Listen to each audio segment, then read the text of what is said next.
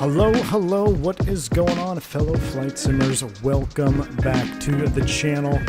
Man, I'm excited for today's stream. Normally, I wait all the way till I schedule this time. I think we were supposed to be at 1 o'clock. We're 2 minutes early. I was sitting here looking at the 737, just itching to fly it. It's been a while since we've been back in an airliner on the channel here. Been super busy at home, doing a lot of stuff at home, getting stuff ready, and finally got some time today to sit back and bring a stream to you. I hope you guys are ready for this one. It should be a lot of fun. I was going through the livery pack, right, just that I have on for all the Southwest liveries. I found this gem. This is someone did this on the Flight Sim TO. It's fantastic. 745 Sierra Whiskey. It's got the mismatched rudder on it like that. So this is not a glitch. This is not a bug. This is how this airplane actually looked. I just thought it was kind of a unique little addition to the 737 livery that Southwest had. These old liveries, I think this is still one of the best. At least for me, it's one of the most iconic liveries with the old heart there on the side. I used to fly this specific livery a lot as a kid, going back and forth to my grandparents' house and stuff. So it brings out all the excitement for me. We get to fly this in the sim. I hope you guys are ready to fire this puppy up. Fly along with me, maybe. Perhaps we're on VATSIM going down to San Diego today in Southern California, taking off from one of my favorite airports as well, San Jose, California. So right down the west coast, best coast. It should be a beautiful scenic scenery. I normally like to do dawn departures out of here, but we're going to do real time today. Real time, real weather. It's about 10 a.m. I think. Or no, excuse me, it's about 11 a.m. I think. Yeah, 11 a.m. local right now on the dot in California. So should be a lot of fun. We have the Throttletek 737 throttle we're going to use today as well. I can't wait to fire that puppy up. So you guys will be seeing that more. If you want to see more about the 737 throttle that I am using, there's a link in the description of a video I did on that, or you can just hit !throttle. I'll bring you right to the website. Shout out to Throttletek and Roberto for that as well. So, you guys ready to do it? Jamie, what's going on? Mr. Martinez in the house. Scott, what is up, my friend? Miggs is also in the house. Brian S. Digital Merc. Fubar. Tony Johns. What's up, man? You're at 370 headed to Miami. Fantastic, my friend. Tom Pasco, I did indeed. And Tom, thanks for reminding me. I'm going to add that into, I think I'm going to make that a 20. I'm going to run with that. The wings, basically wing status, right? So once you become a wing or 2 years or whatever, we'll have a new badge for all the 2 years and up members. So I appreciate that, Tom. I will set that up probably after this stream today. So a lot more of you here in chat. Good to see you guys. Hope everybody's well. How about that? How about any football fans in the house? Man, we had a great weekend of football. How about them Jets, huh? Taking on the Green Bay Packers. New York Jets, baby, taking it to the house. I was going to fly the New York Jets livery today, but I wanted to fly. I had my 737 throttle all set up, so we're going to fly Southwest today. We'll probably be back in the Airbus maybe this week sometime, maybe tomorrow or Wednesday. We'll see what's going on. Sucks the Cowboys laid an egg last night, but it is what it is. Hope you guys had some teams that you like to watch, and hopefully they won. But let's go ahead and get this thing fired up. What's up with the tail? Oh, Jamie Wilson, I just talked about that earlier. I knew it's going to be a comment throughout today's stream. This is actually how this livery was. It's a mismatched rudder. They also have a mismatched winglet that you can use. So this is one of the newer tail numbers. 745 Sierra Whiskey is one of the newer 737s that were retrofitted. And actually, if you look at the cockpit here, that they have this on ground power. But back up until, 2009, they didn't use auto throttle or VNAV. So we got the INOP stickers here as well. These still work. It's just part of the livery. But we're going to I think it's going to be kind of cool to see that. And, of course, it comes with the painted seats or the seats in the cabin, which will be cool. So it's going to be fun. I hope you guys are ready to get this thing going. Victory Monday for your Patriots. Ooh, Andre Henry, that's tough, man. Tough. Patriots. Ugh. Ugh. Roberto, what's going on, man? He's in the house. Roberto, I just saw you called, man. I was going live right now. I didn't answer your phone. Sorry about that. Julia hit hard in my country and no electricity sent us back, and DHL has had a queue, but that seems to be fixed. Roberto, man, sorry about that. I missed your call there. Probably that's what you're trying to let me know. So, guys, if you are on the wait list for a Throttletek product, whether it's the Airbus throttle or maybe you are already waiting for something to be shipped for the 737 or whatever it may be, Roberto from Throttletek is in the chat, and he says that they're having some issues with no electricity, and it backed them up a little bit. So looks like the issues are fixed, and they should probably start rolling back out on time. So, again, have patience if you have something ordered. Trust me, it'll be worth it when it gets there. But Roberto's on it. He's in the chat, so if you have any questions, this would be a good time to ask him too while he's here. But his information is also in the description below, throttletek.com. Let's get this thing fired up. I don't know why, but I always get the impression the 7.3 flight deck smells of old oil and burnt plastic. Crow, you would be correct, my friend. You would absolutely be correct on that assumption. Let's go ahead and start from the top down. We're just sitting on battery power. I'm sorry, ground power. So we'll go ahead and get the battery on. We'll go ahead and put the ADIRS into nav mode, straight to nav. That is good. We'll go, whoops, little scroll wheel there. Heading STS. Does this not work yet? Oh, there we go. There we go. It's firing up. That looks good. Let's do some more overhead coming down the left-hand side. We'll leave that off. Why is the forward fuel pump on right now? We don't need it. We'll turn it off. We don't have the AP running or anything. That's kind of where that's on. That's off. Everything looks good here. Lights are on. Beautiful. While I'm here, so I don't forget it, let's just set 330 top altitude. Not really part of the flow initially, but we got that in there. Seatbelt sign can stay off. Emergency exit lights are armed. Don't need any overhead lighting. It's a nice day right now, so that looks good. We got no clouds, no low light conditions, so that's good.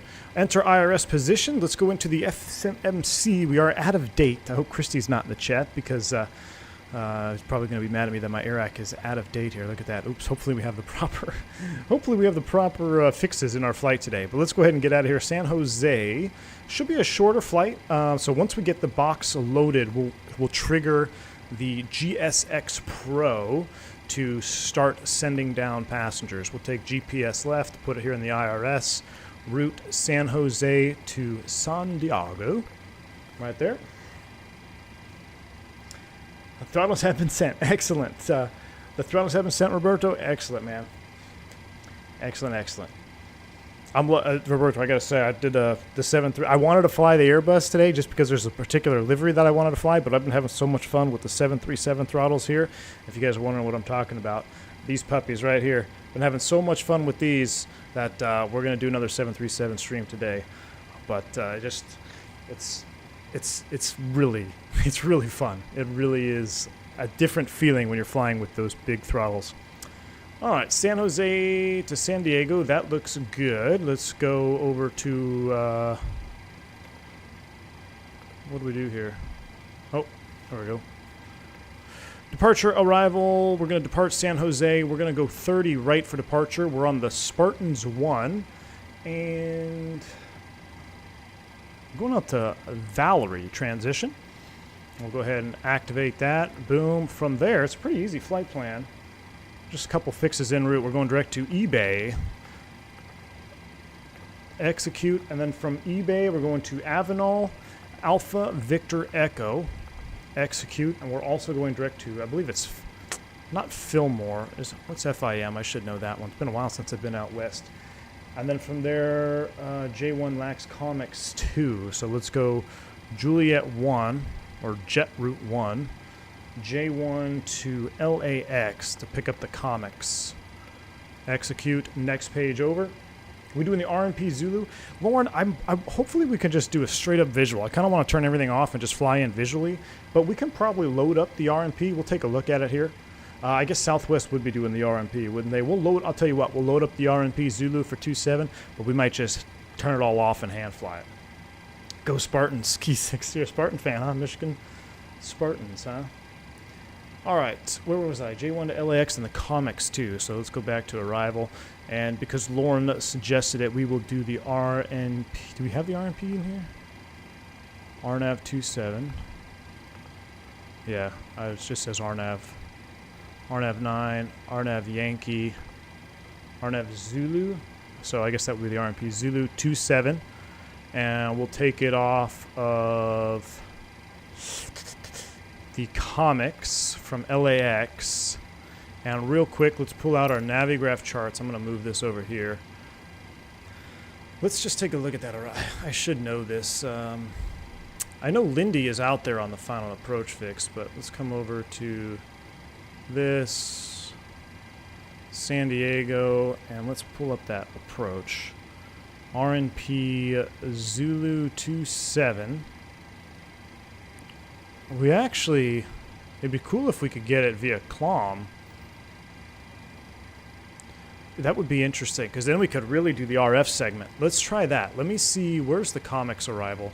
I'm going into a little bit of digging around here. Let's go back to comics. Is going to bring us down. Ah, yeah. See, the comics is going to bring us all the way in. I tell you what, we're gonna manually adjust this. We're gonna do it from CLOM, but we're gonna have to do some deleting in our flight plan. What I'm gonna do is I'm gonna go from lantern, or actually no, CLOM is right there. Maybe it did sync it up. Let's see. CLOM, Nadu vector. It might actually have it. Let's see what this looks like. Let's step through this. Let me see if I remember how to do this.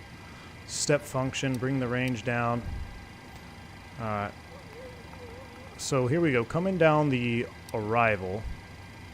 Spade, lantern, CLOM. Now I should be able to go CLOM right into the RNAV approach. So I don't need... Why do I have the rest of the arrival in there?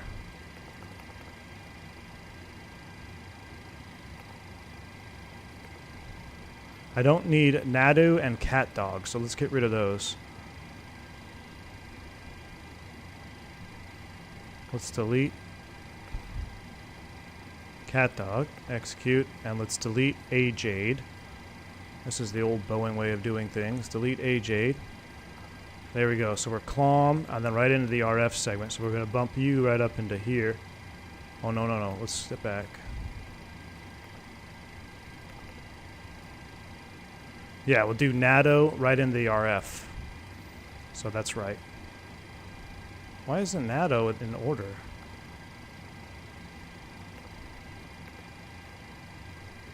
Let's see what that looks like. The second CLOM. Do I have two CLOMs? Oh, I do have two CLOMs. Thank you. We're going to bring that CLOM up to here. Boom. There we go. I think we got it now. Thanks. Totally forgot about that. There we go. We're looking good now. It looks a little bit off, but like I said, we'll rock with it. Thank you. I didn't see that we had two CLOMs in there. Good catch. Good catch. I am using the Boeing TCA yoke. That is correct. That is correct. You haven't been in this plane in a month. I feel like I've got to learn all over again. Mr. Martini, it's one of those airplanes that, like, you have to, if you get out of it for a while, you have to really kind of take your time getting reset up, because there are a bunch of little things that are just like, they're little gotchas, you know, little gotchas. Dial this up. Is it left shift or left control to speed this up? Left control, left shift. There we go. We're going to go 330 on the top altitude. That is set. 330. Departure, that is fine. Come back up to the top here. I don't have to turn anything else on. All right, let's go ahead and start boarding with GSX before we get too far along here. Let's bring the passengers down. So, request boarding. Boarding requested. You can see it doing its thing over here and clicking, and that's kind of weird, but it is what it is. Sim Aviator's in the house. What's up, man? Good to see you, my friend. Hope all is well. Hope you had a good weekend. Hope X-Plane 12 is treating you well, my friend. I wanted A-Jade and C-Tog there for the RFs. I thought those were on the... Oh, they were on there. Son of a gun. We gotta reload that again.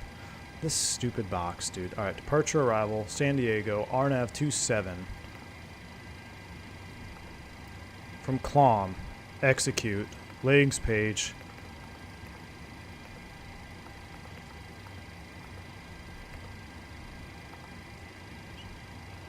There's comics, Flish, Lantern, CLOM, A-Jade, Cat Dog. We got it right now. Now we got it right. It just takes some finagling. Frickin' Boeing, man. These Boeing guys. These guys are working. I tell you what. Any Boeing drivers out there, when they come to work, they are working. Both 12 and Microsoft are treating me in heaven. Excellent, maybe there. Sam, what's going on, man? Dude, Sam, I gotta apologize, man. I saw your message on Discord. I completely responded in my head, and I never actually responded. I will get to you. I will get to that hopefully today, man, after the stream, dude. I apologize. I read your comment. I'm gonna respond. Sorry, man. I just totally, my inbox gets pretty full, and I kind of scan through it. I see who's sending messages, and then I read some, and then I respond in my head, and then I don't actually physically respond. So I apologize for that, man. I'm not ignoring you. Looks like our jetway disconnected. That's interesting. Are we boarding, though? What's happening over here?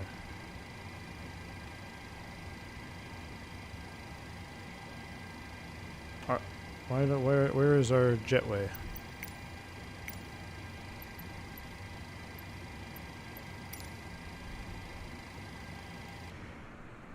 Okay, so I guess we're boarding without passengers. I don't know what's going on. Weird. Should we do 777, 787X? Ooh, Roberto. I don't know, man. That's a... I have to think about it. We'll have to see. I'll tell you what, Roberto. Let's see what airplanes are going to be coming out here for Microsoft. That might actually help us out a little bit. But that I'm very interested, my friend, in that. Do we have any 7.4s? Man, I love that Fila 747 that we have in X-Plane. I wonder if we got any good 7.4s from Microsoft. Cruise altitude is flight level 330. Let's throw that in there. We are going to derate today just because this airplane is just kind of a beast. We're going to do a flaps 5 departure. We're waiting for the rest of our boarding to complete. And everything else looks good. Let's come back down here. Let's squawk 2000. And we are in, we'll just put it in TA only right now. Actually, we'll just put it in XPDR mode. That's fine. And we should also be on Unicom 122.8. That is set. And is our door open? Can we see people coming down? We can't open the door in PMDG. So my question now is, are we actually having people board? Because it looks like, this is why GSX, I don't, so weird, man. Okay, so our fuel, we need our fuel truck. Let's go ahead and pull a fuel truck over. And we're going to need, according to SimBrief, we also need gate fuel of 11,700 pounds. We'll set that. When he arrives, we'll start that.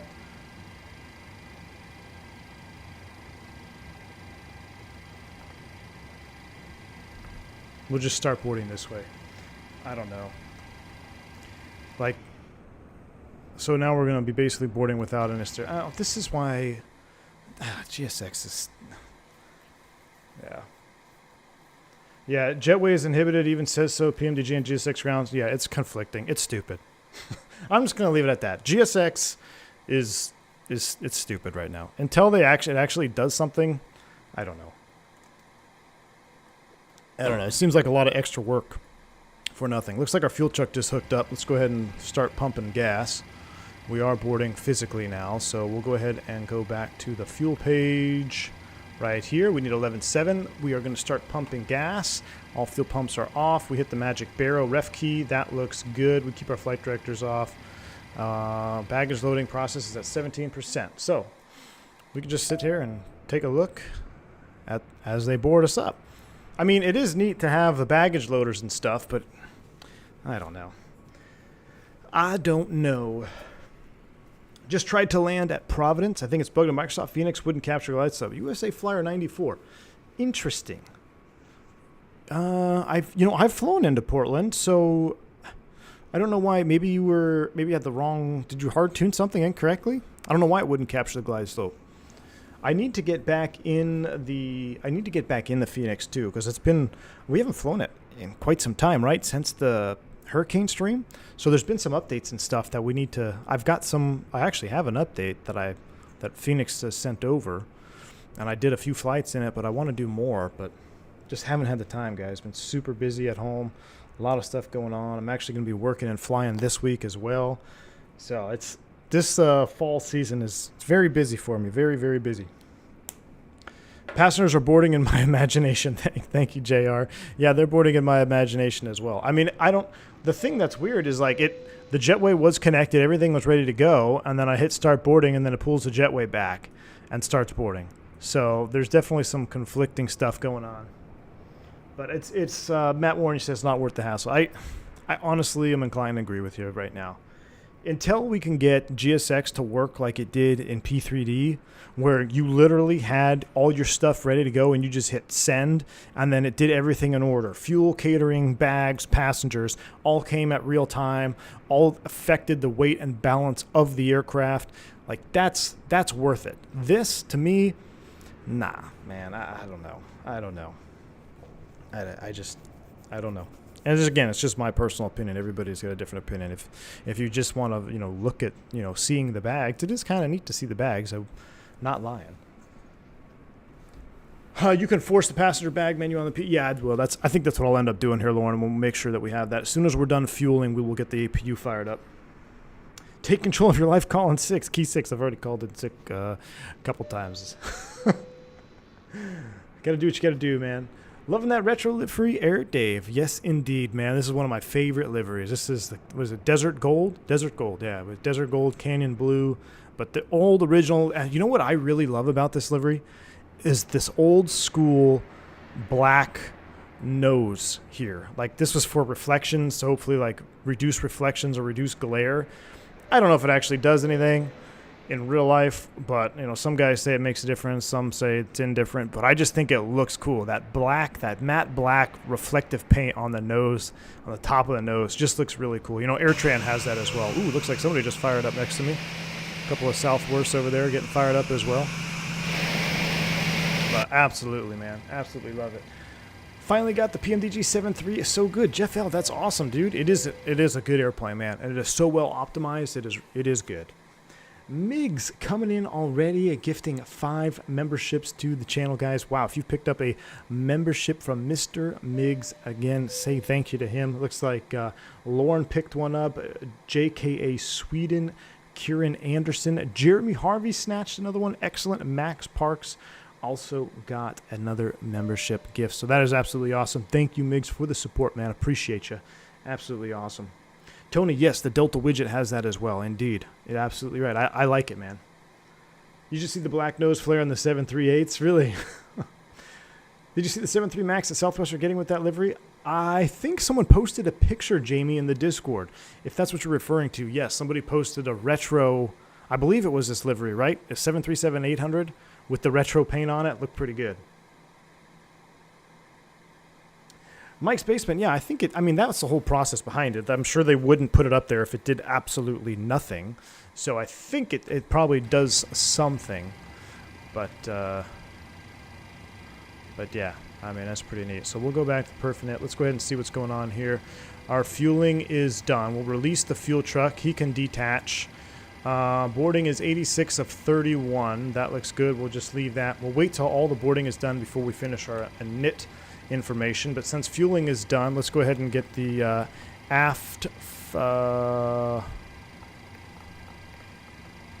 forward? Left aft or forward? I can't remember. I think it's that one. Is it the forward or aft fuel pump for the APU? I know it'll start without it, but semantics. Here we go. Let's fire up the APU. Let's take a listen to the sounds. Sim Aviator also coming in with some membership gifting. Sim Aviator, dude.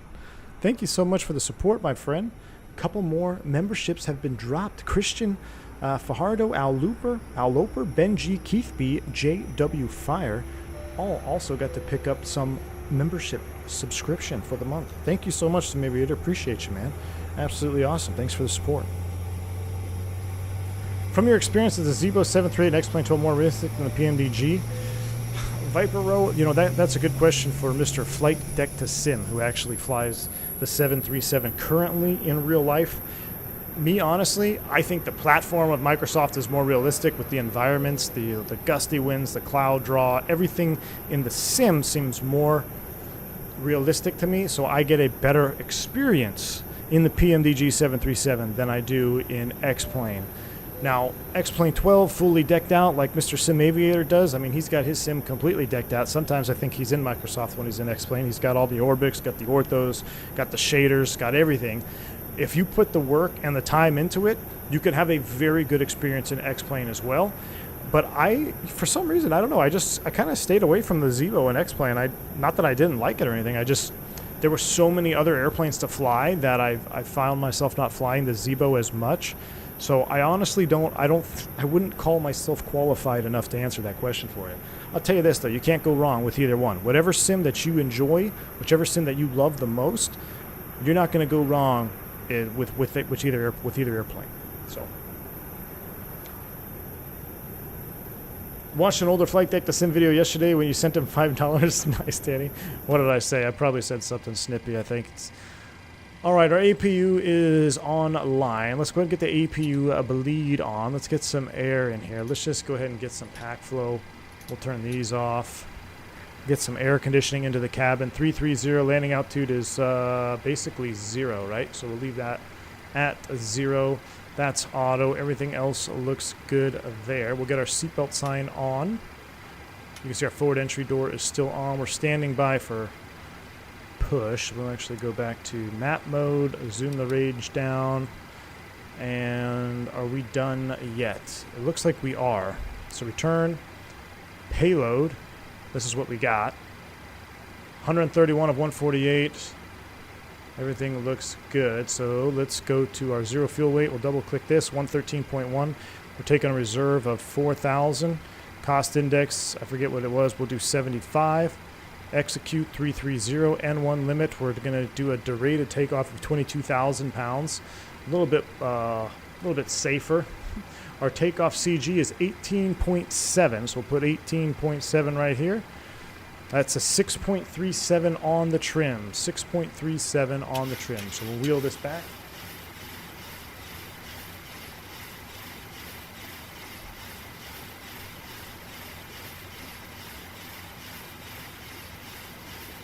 .37 on the trim is set. Gives us our V-speed 2124.31. Takeoff weight of 125 even. 131, we'll bug that in the IIS window. 131. And heading 035. We'll actually set 300 because we'll just kind of set runway heading. Even though we're going to be RNAV off the ground. So we'll be LNAV, VNAV off the ground. 305 is set, 330. Top looks good. Let's come back up here. Let's prepare for push. Let's go ahead and get our window heaters on. Let's go ahead and get that on. I think Southwest does all those on for push. We'll get the remainder of our fuel pumps on. We'll go APU gen 1 and 2. Ground power is off. Everything else looks good right now. Let's go ahead and get the beacon light on. And we got to close that door. VNAV, that's an op per the sticker. Sam, yeah, on this livery, it's just a livery thing. But up until 2009, they actually had that. The Southwest didn't use VNAV or auto thrust. So, all right, everything else looks good. How is our door on the overhead? Doors are closed, lights out. Let's go left pack off, right pack off. The bleed is on. Now, I think we are ready for pushback. Should I even try? Let's go ahead and let's just see what GSX does here. Let's prepare for pushback.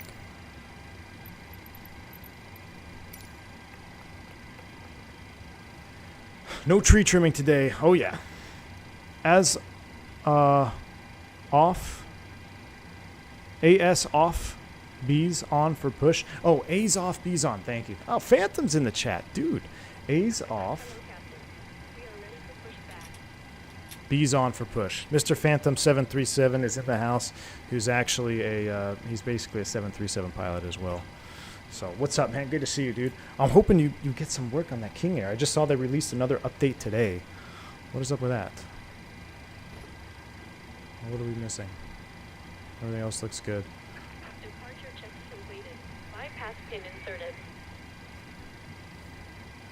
Alright, so we're waiting for our brake release. Why are we still connected to ground power? Is that a...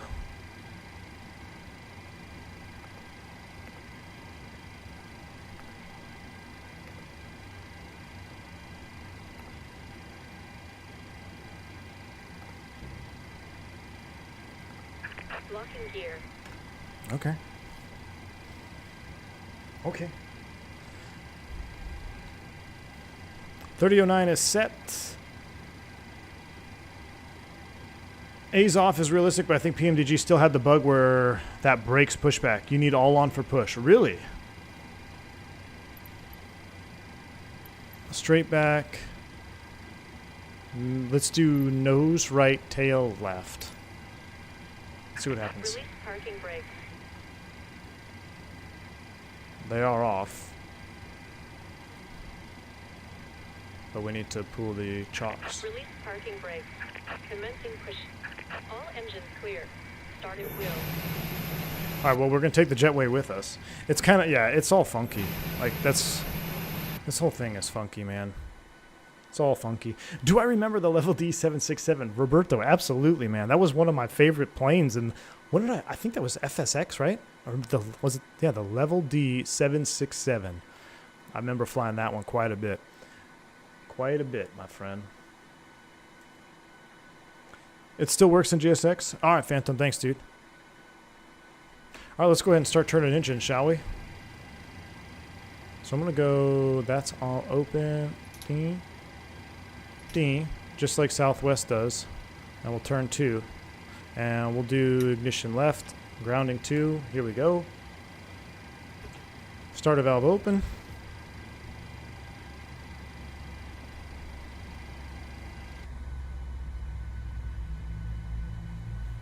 There we go. This is the best part right here.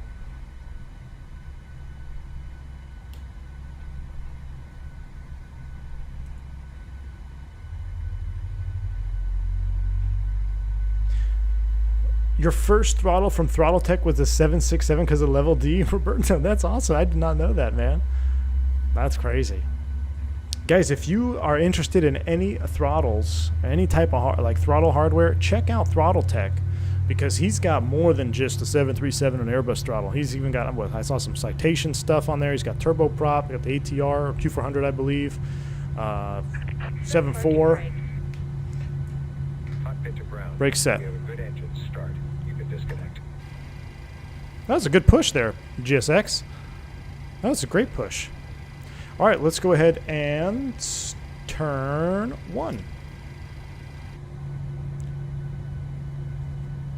Joe J, the link to Throttletek is in the description, or you can simply type in !throttle, and that'll bring up the Throttletek website for you. You can just give it a click. And the link, I have if you want to see a dedicated review video to this throttle I'm using, the video link is in the description below, where I show it in action and go over some details of it. Here we go. Unlocking gear. Favorite part of the startup is shaking the whole house with that bass. I know. Sounds are good, man. The sounds on this airplane are really, really good. Tow truck disconnected. Bypass pin removed. Left is clear. Right is clear.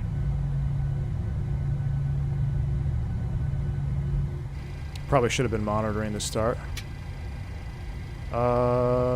Do we have a failed start here? What's up with that? Okay, no, we're good. I was wondering why it was still open. That looks good. All right, so we got both on. Let's go ahead and go Gen 1, or Gen 2, Gen 1. A's coming on. Heats are coming on. Let's go auto, auto, off, on, auto. I think I did that in bad order again. We're going to go continuous, continuous, left ignition. Everything looks good. We'll go ahead and kill the APU. And do an overhead check. Everything looks good. Gen 1, Gen 2. We are looking good on the overhead. I think I need to turn up just a little bit of lighting here. Let's turn that up. And let's turn the main panel lights up. There we go. That's pretty. We're going to do a Flaps 5 departure. Let's go ahead and listen to it for maximum juice. I think, is that 5?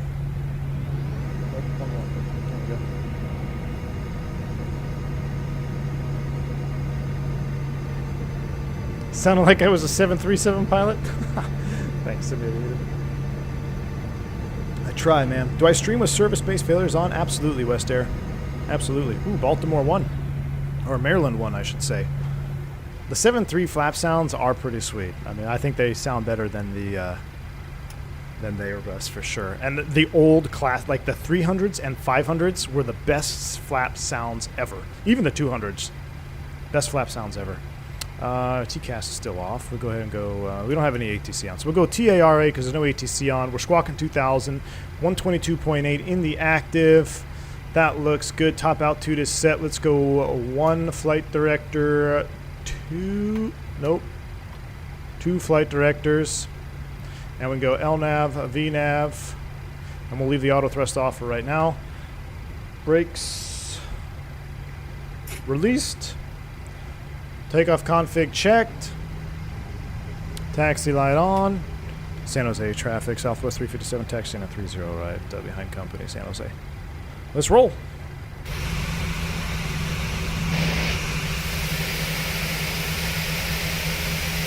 I've seen that before.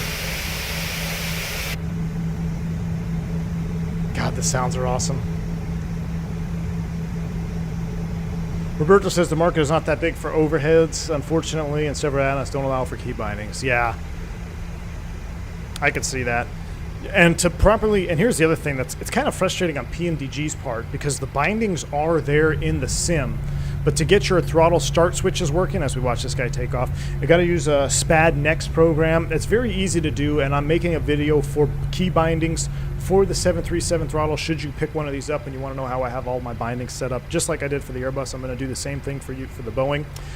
But the one thing that you have to do third party is use a third party program for the fuel cutoff levers, and that's just, it's a PMDG limitation. The bindings are in the sim. It could work in the sim. It works with other airplanes in the sim. It's just PMDG hasn't made it compatible. What's up, the FMC message? Unable 230 at Milpitas. That's fine. Contact Alaska 1118, an Airbus 320 taxi runway 30 right via Yankee, San Jose.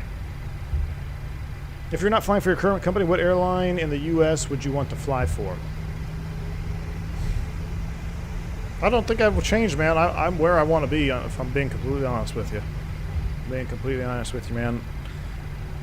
My airline has allowed me to do a lot of wonderful things for my family and gives me the freedoms to do what I want when I want on my days off, and I cannot complain, man. I really, you know, unless you're talking about like maybe airlines that are now defunct, you know, Pan Am would be up there. It'd be cool to be a pilot for Pan Am.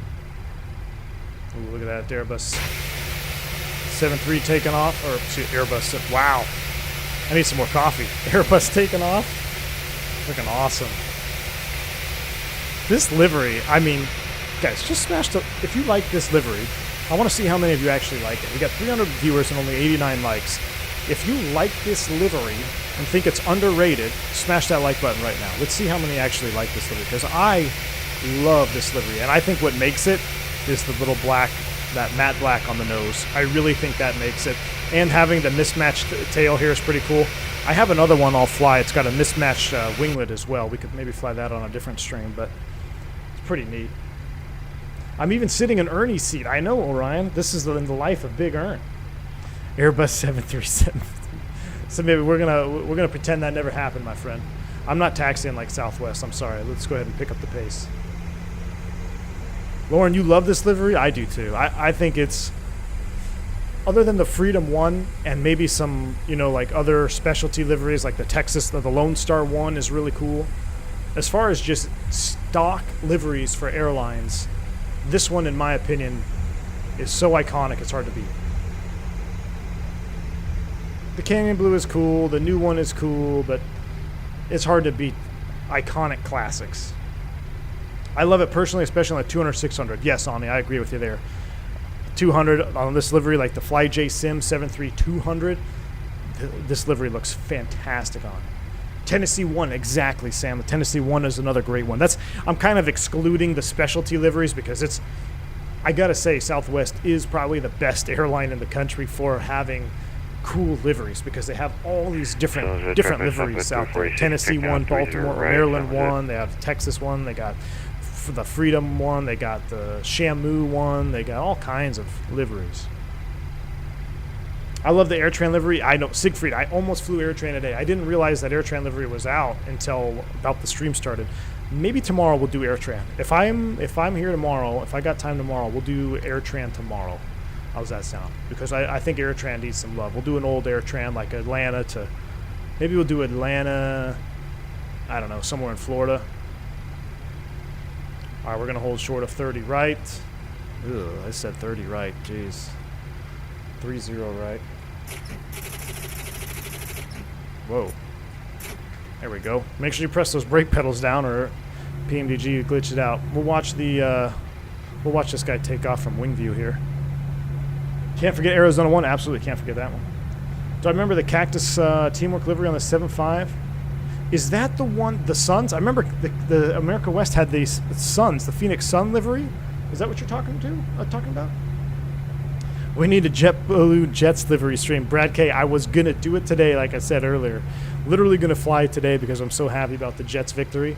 But I had my 7.3 throttles all set up, so we're doing it. We're doing the 7.3 stream today.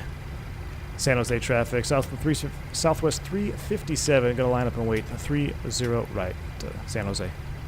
All right, line up and wait. Let's do it. Lights are on. Brakes released. Here we go.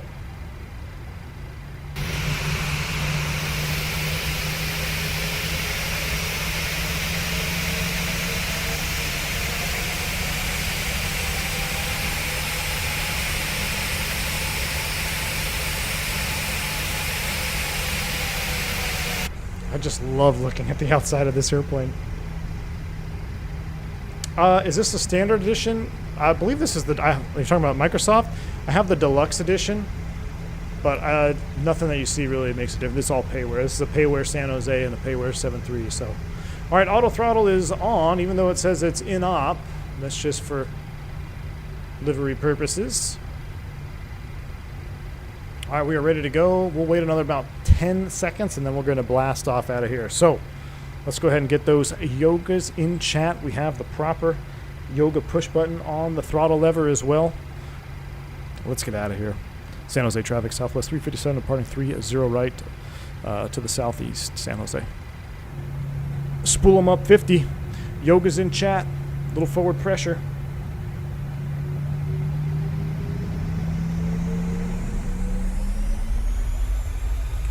Yoga.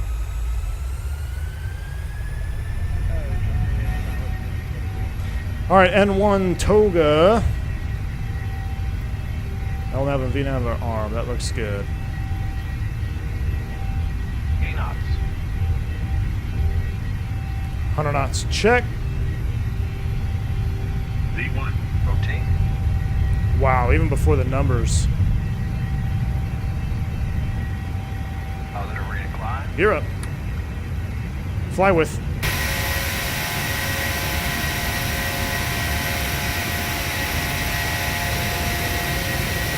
Gosh, that's cool, isn't it? 20 degrees max, even if the flight directors command more than that. Look at this rocket ship. And this is even a 22K. This is a 22K departure. Could have done 24. All right, we're N1, LNAV, VNAV speed. We'll bring that nose down a little bit. A little bit of trim. We can go up and off with the gear lever.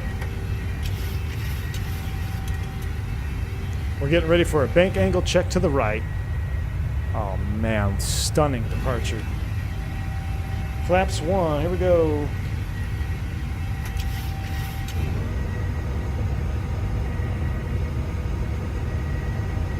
I'm using the MFG Crosswinds for rudders.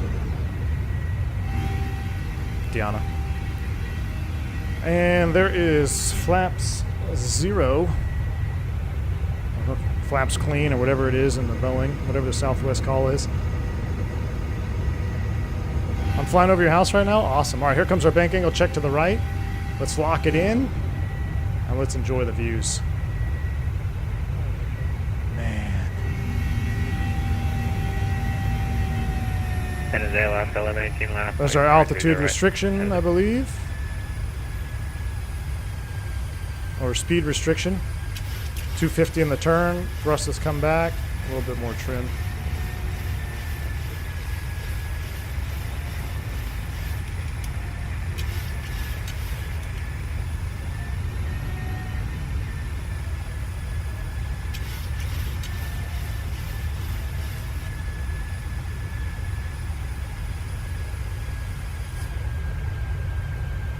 Trying to maintain 250 in the turn here.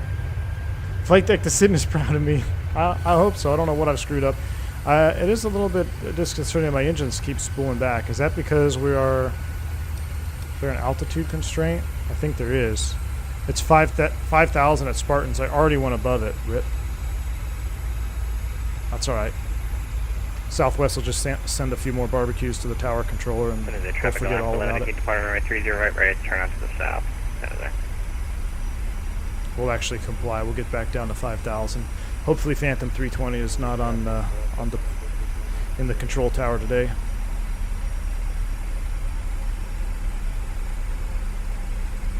No, I didn't have traffic on. I do have traffic on. That's a pressurization thing. There we go. And we'll just go Command A. We'll level at 5,000 here. Let's enjoy the 5,000 foot level off here for a minute. There's departure traffic. That's cool to see that. Try to get rid of this Navigraph thing. Cool to see him on the departure. Advise I'm ready to copy a phone number. Would a San Jose departure have to be under 200 knots since it's under SFO Bravo? Pilot Edge controller yelled at me for being too fast. Michael Davis, that's a great question. Unless specifically charted, probably.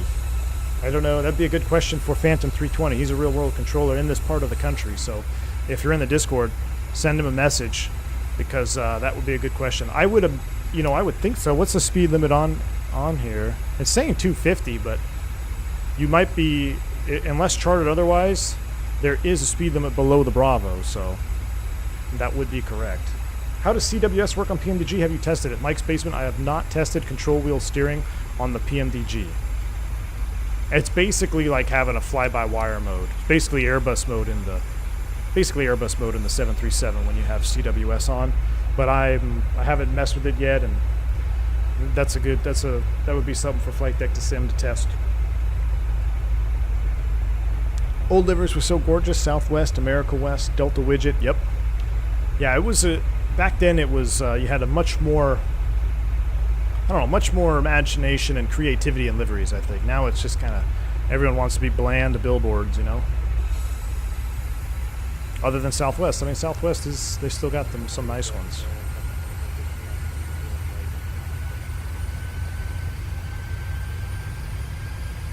San Jose traffic Southwest 357, just over Spartans, climbing out of 5,000. Last call, San Jose. All right, there's our restriction. We're out of here. Spool them up. God, I love that sound. The sound is so good in the PMDG.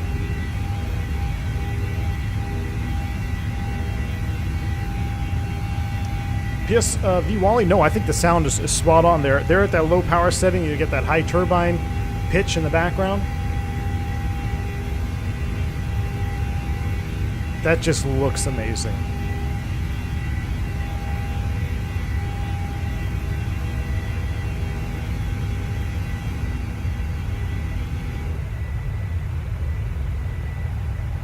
I don't know what sim update. I don't know if they messed with the clouds in sim update 11. I think I said this last stream, but they just look even better. They look even better.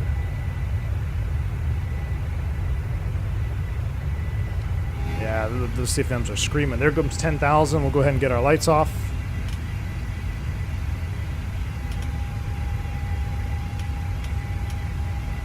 Bam, bam.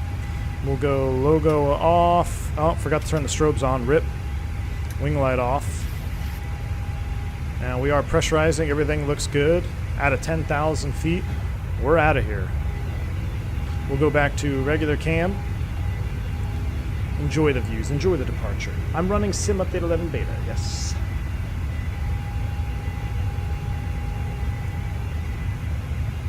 Are you looking out the windows in real life and think, damn, those graphics? Yes, I've thought of that.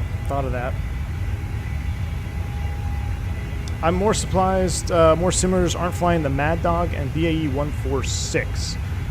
I love the 146 West Air, and I will probably be flying it again here on this channel.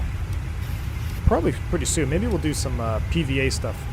I think I'm actually going to be flying Real World on Friday, so I have to take a look at my schedule again. But if I'm around Friday, depending on what time I get back, maybe we'll do a PVA stream in the BAE 146, because that is an airplane that is very underappreciated, I believe, in my opinion. The Mad Dog, I can take it or leave it. I'm mostly not flying that airplane just out of principle, just because I think it was, I don't know, it just was the whole shady the way it was dropped. I don't like the way Leonardo went about that. But I might end up flying it here in the future. Who knows? I mean, you just take a port from P3D, stick it in FS, and stick it in Microsoft. Terrible sounds, a weird flight model, and expect to charge more, almost double the Phoenix and double the PMDG just because you're the first airplane. I mean, I get business is business, but man, it just left a bad taste in my mouth. Bill Barrett says, Flight Deck to Sim says he's never really used CWS in real life. Interesting. Yeah, I am not too knowledgeable on the whole CWS, the control wheel steering of the 7.3. I know a little bit about what it does. You know, it's almost like a fly-by-wire mode, right? You put it where you want it to be, and then you let go, and it should maintain that pitch and bank. But as far as the practical application of it, maybe deviating around weather.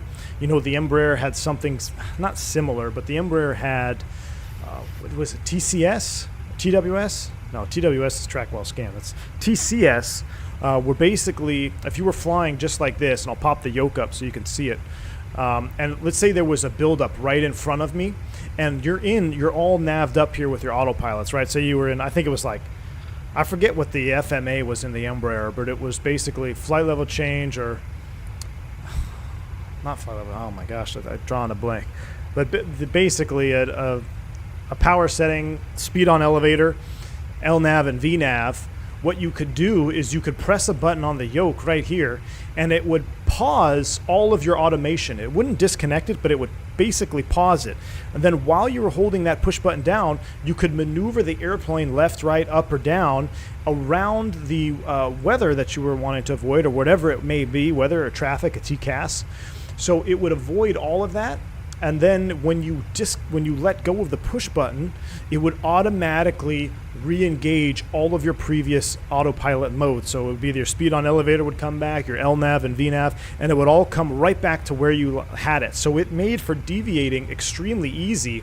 You didn't have to change modes in the airplanes. You didn't have to like disconnect and go into heading mode and heading over to the right or anything like that. It was very simple.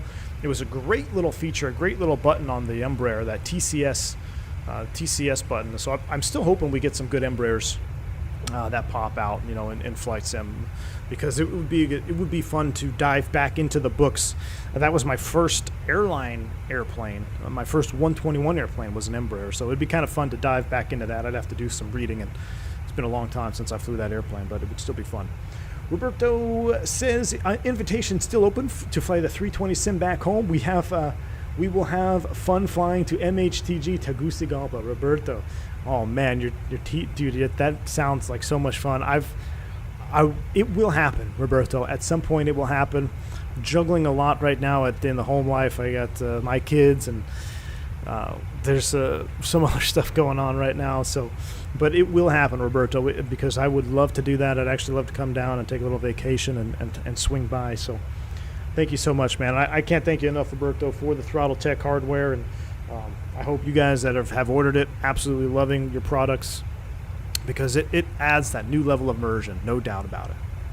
CWS in the E190. CWS, thank you. Was that what CWS have 2,000 hours PIC on the E190? Yes, sir, Roberto. Yes. So it was CWS. Okay, that's what I was trying to think. See, I thought it was TWS. I'm getting confused with like DCS now.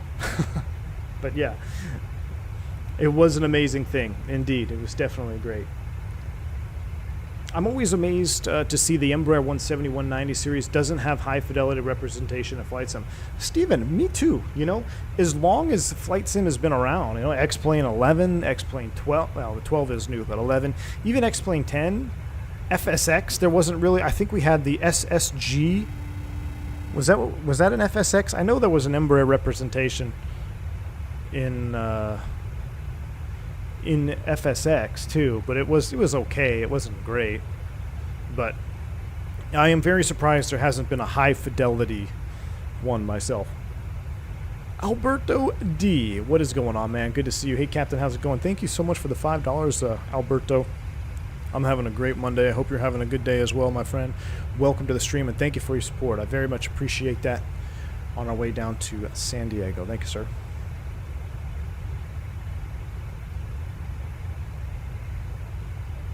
You got to come over to fly with rookie 737 sim as well. Oh, Sim Aviator. I know. Getting on real 7.3 sim. Oh, boy.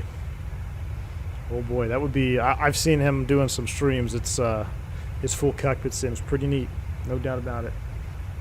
SSG is X-Plane. Okay. Feel There. Maybe that's what it was, Crimson Ghost. The Feel There ERJ series.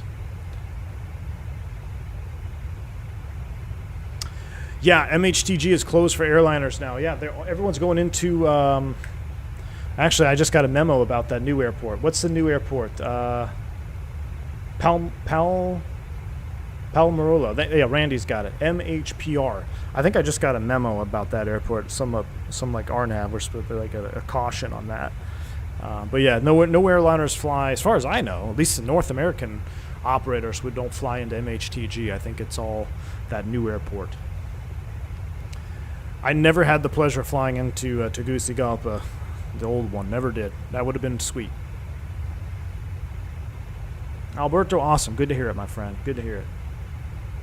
Sim Aviator, you're only an hour away from him? Oh, really? Okay. All right. That's neat. Soto, Cano, Palmo. Thank you. Yeah, that's what. You still going the Phenom 300? Nice, Roberto. Nice.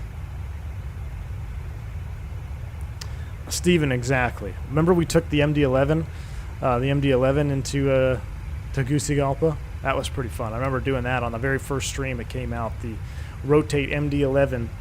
Speaking of the Rotate MD-11, is that airplane fully updated for 12 yet?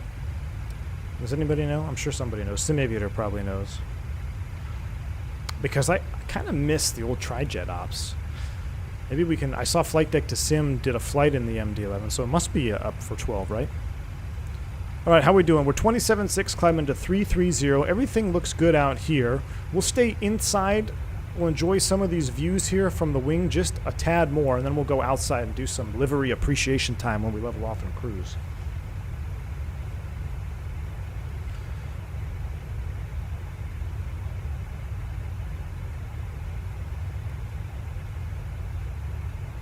Funniest cockpit moment.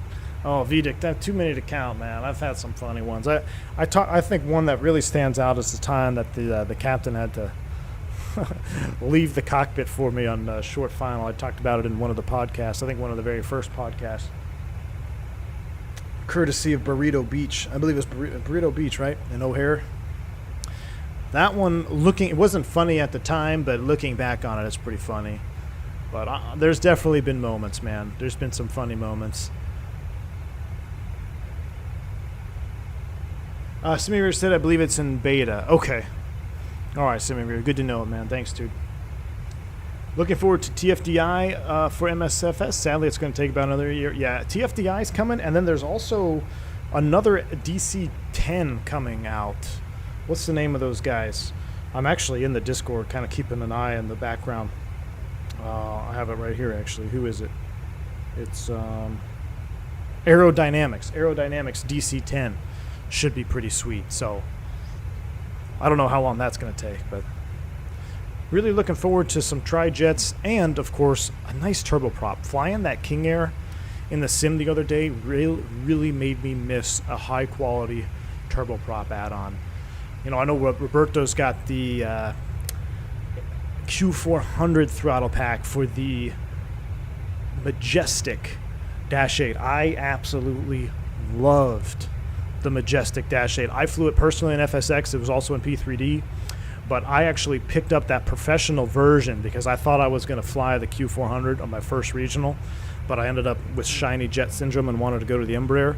Looking back, I probably should have done the type on the Q400 because they basically, right when I got on the line in the Embraer, they shortly after they closed down the Q400 program and pushed everybody to the jets. So I would have gotten another type rating out of it. But I really hope we see a high quality Q400 or turboprop ATR even. ATR, I think Milviz is working on an ATR Man, we really need a high-quality turboprop in Microsoft. I almost want a high-quality turboprop in Microsoft more than another jet. You know, that's definitely. All right, we're less than 1,000 feet to go. It's been a pretty smooth ride. Let's go ahead and get the seatbelt sign off. Seatbelt sign is off. We're leveling in cruise. Everything looks good. Oh, you know what? I forgot to get rid of this. I know they don't really keep that page up there. That's pretty much what they look like, right? I think that's how they run some of it. So we're leveling 330. We'll listen to the spool back, and then we'll go outside and do some livery appreciation time. Roberto says, V1, any 73200s will love a full sim of the 737 Classic. Ooh, I would love a 73200. I think Milvis is bringing theirs over. I absolutely love the 73200 in X-Plane 11. The FlyJ Sim 732, fantastic. I remember flying that airplane as a kid in Southwest liveries and just sitting right back here watching those JT-8Ds going into dropping the buckets on the wing. Just so cool, man. That would be awesome. A high-quality 73200 in the sim would be fantastic.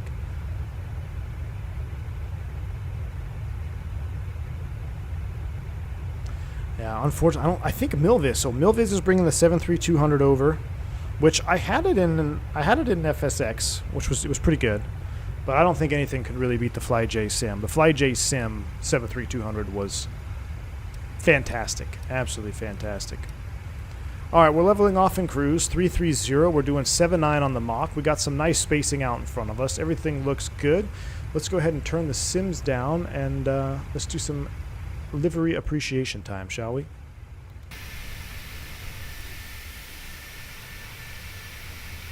Oh man, I don't know which side. I think this side is better. Right there. Trying to get the winglet in there a little bit. Maybe right there. I think that looks good. We'll turn this down a little bit. Oops, that's the wrong one. We'll turn that down. Let me get some other stuff fired up here. I think Southwest and ASA keep the status page on the bottom too. Do they, Felipe? Okay. I have to see. I'm so disconnected with Southwest ops, but I'll mess with it when I get back into the airplane.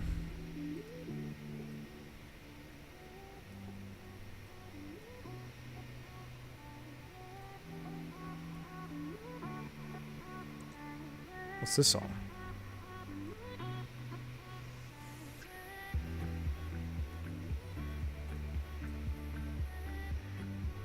Oh, there's that. That's a cool shot because you can kind of see the matte color on the top there. I like this tail view. I know we always like to put that front view on there, but the tail view is underrated. I think tail view is underrated. Oh. Blue Mac, so far, so good. So far, so good, Blue Mac.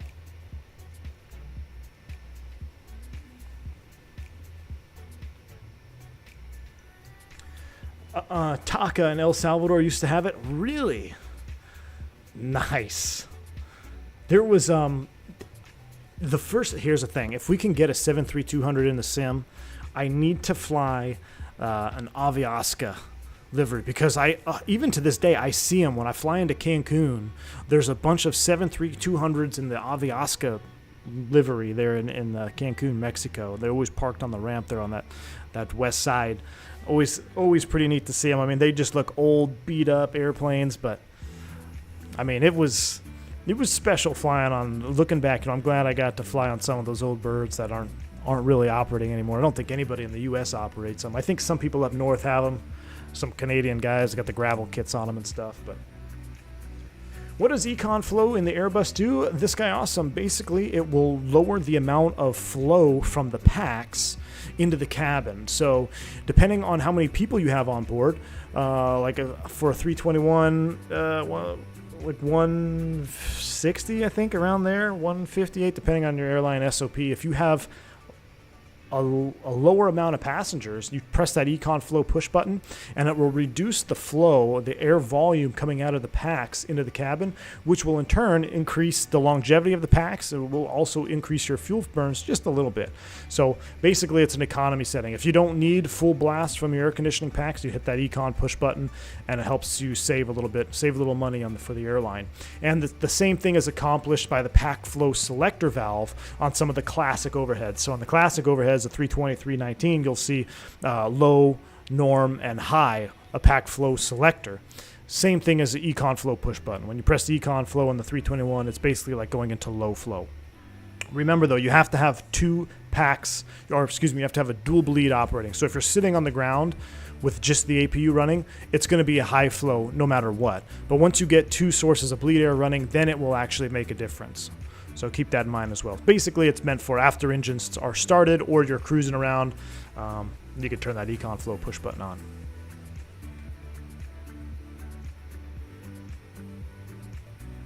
Just put a pic of the cactus livery I mentioned in the Real World Channel Discord. It really stood out. Sailed with Crimson Ghost. Let me take a look at it here. I'm going to pull it up on my phone. For some reason, when I start messing with Discord on the sim, it sketches me out because I think it's going to crash. Oh, that's the one. Yes, you know what? I haven't now. I remember it now, but I didn't think of it until you posted it. The old teamwork livery. Absolutely, man. That's an old one. Dang. Cool deal, man. That's a blast from the past. I'll look at the old 7.5. I see. That's the livery we need. So maybe not even that, just that teamwork one, but the old America West livery, the traditional one, like the all white with the light blue. We need that for the 737-600. Somebody find somebody that makes liveries for this airplane and tell them to do the classic America West livery.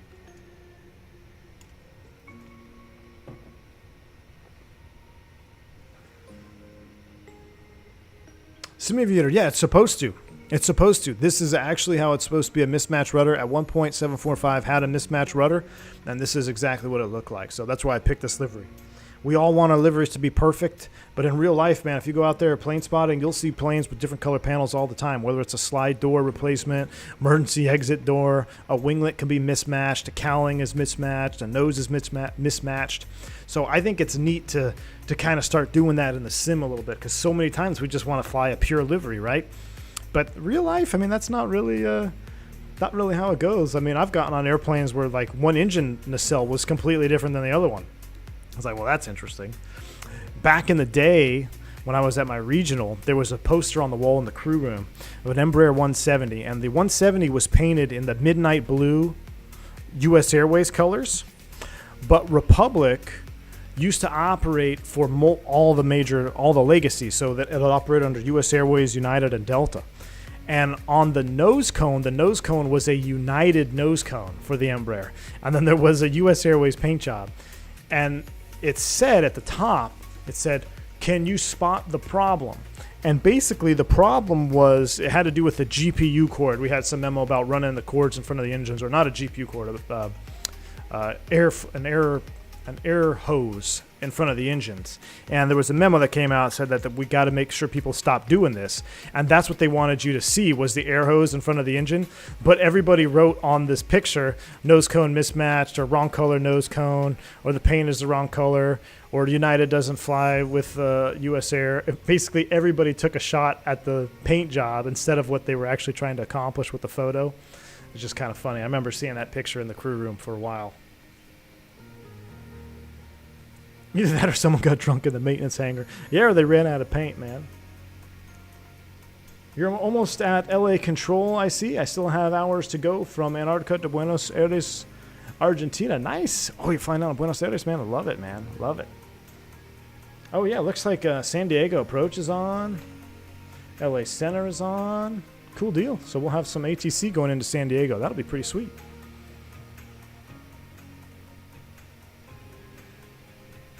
Oh yeah, Lauren, exactly. And a matter of fact, we had two Embraers that were just painted white, and you'll see this with like a SkyWest or any other regional feed. They'll have a livery that's just default.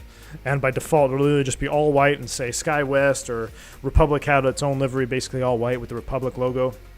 And that was the emergency bird. So basically, when it was a spare that would go into circulation when an airplane went down for whatever it may be. They would try to get that one in. But so yeah, sometimes you fly the house livery even at your regional. I see the SkyWest house liveries all the time in Dallas. I don't know why. But there's always like a CRJ 200 house livery in Dallas. Do you think X-Plane will die once we have every plane in Microsoft? I don't know if I'd say die. I also don't know how long that's going to take years. So people will always fly X-Plane. But it just, it's your personal preference, really. Josh at the Disco, thank you for your continued support, man. He says, thanks for all you do for the community. Love the content and all the continued teachings that you provide to the community.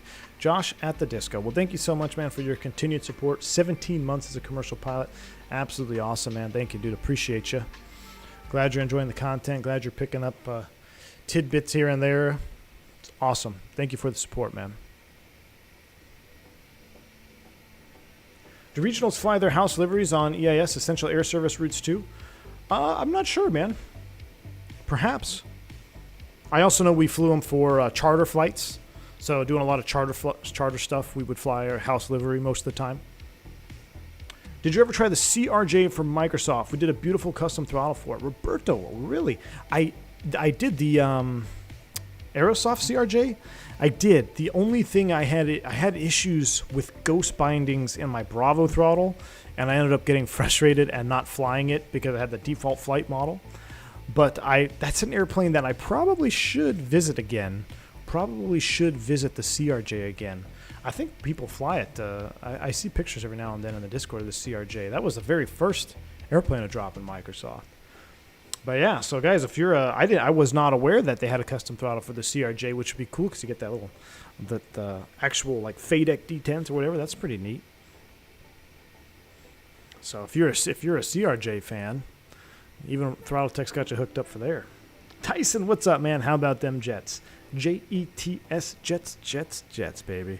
Taking it to the Green Bay Packers was absolutely a blast to watch, man.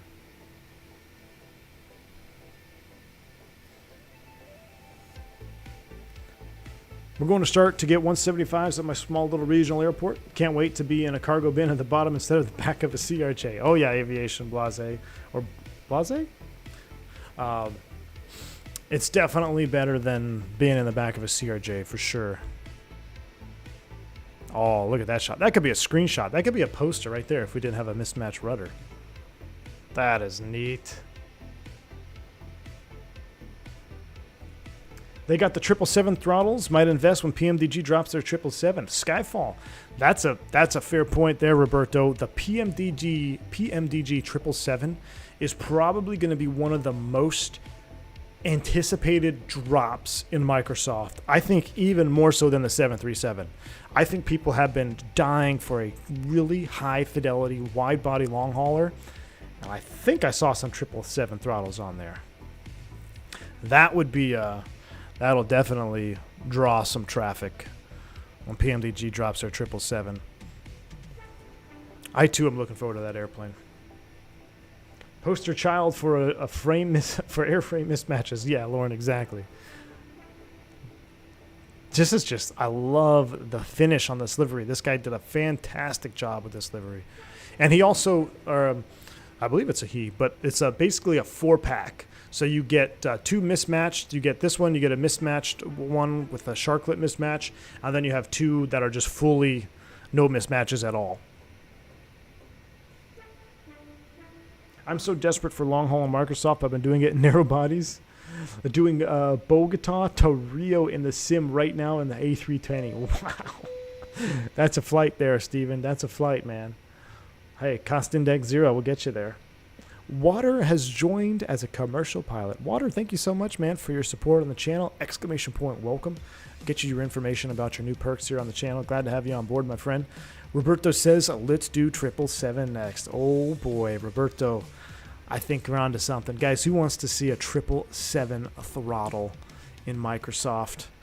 That could be spicy. We do some long haul. We can set up across the pond. Oof.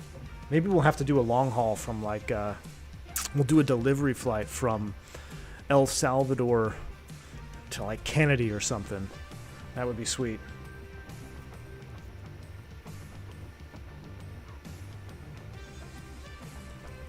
Mike's Basement, I know you're talking to Firefighter there, but yes, the default airports in X-Plane are actually very good. A lot of their layouts are much more correct. The default airports in Microsoft are just, it's not good. Man, I'm right there with you, man. I mean, it looks like you're parking at a hotel half the time. So that's where I spend most of my time and money, is looking at third-party airports, because that's what's really going to improve your flying experience in Microsoft. Because you're absolutely right. The default airports in Microsoft are not very good at all.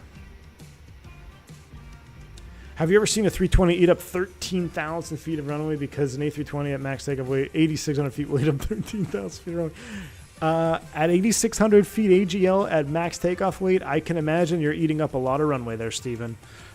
I would imagine you're eating up a lot of runway. I'd have to run the numbers, but I could imagine you ate up quite a bit of runway with that takeoff. Headwind 339 for long haul. I enjoy it very much.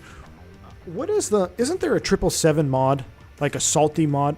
Who has experience with that modded 777 in Microsoft? I know it's not the PMDG, but maybe it can scratch the itch if you guys say it's good enough. I believe it's like you have to put a mod on the, is it a salty 777 or something like that?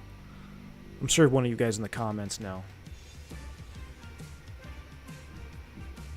Working the ramp yesterday, took my earplug out to readjust and never realized how loud the exhaust is. Gotta be careful with that. This guy awesome. I have tinnitus in my ear from turboprops, and actually I have tinnitus from the Metro. Metroliner on the ramp is one of the nastiest, meanest sounding engines that you will ever hear. That Garrett TPE, man, just screaming. And there were several occasions where I had my earplugs out and had an issue with that. Also, even just flying turboprops. The Beech 99 in particular, the King Air wasn't as bad because it's pressurized, but the 99 unpressurized King Air, we had a cargo cutout window. So basically how we got in and out of the cockpit, or in and out of the airplane, was through the cockpit window that was cut into the side, and that window never seals very good. It doesn't need to. It's not pressurized, and that engine is sitting right outside that window, extremely loud. I mean, I had to use even with noise-canceling headphones, it was still pretty loud. So be careful with that out on the ramp, man. Oh, look at that turn. That's awesome. Heavy Division 7.8 and Salty 7.48. Okay. Maybe that's what it is. It's the 787. I gotcha. Captain Sim 777 is even worth... I don't know if the Captain Sim 777 is worth looking at. Interesting. Okay. Well, I tell you what, when the PMDG 777 drops, it's going to be game-changing for a lot of people. I think we got time for maybe one or two more songs, and then we will start prepping.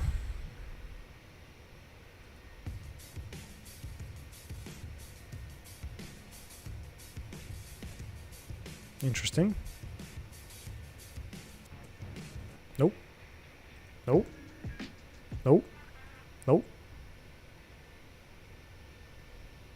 Where's my old playlist? Where's my old playlist from, like... Let's go back.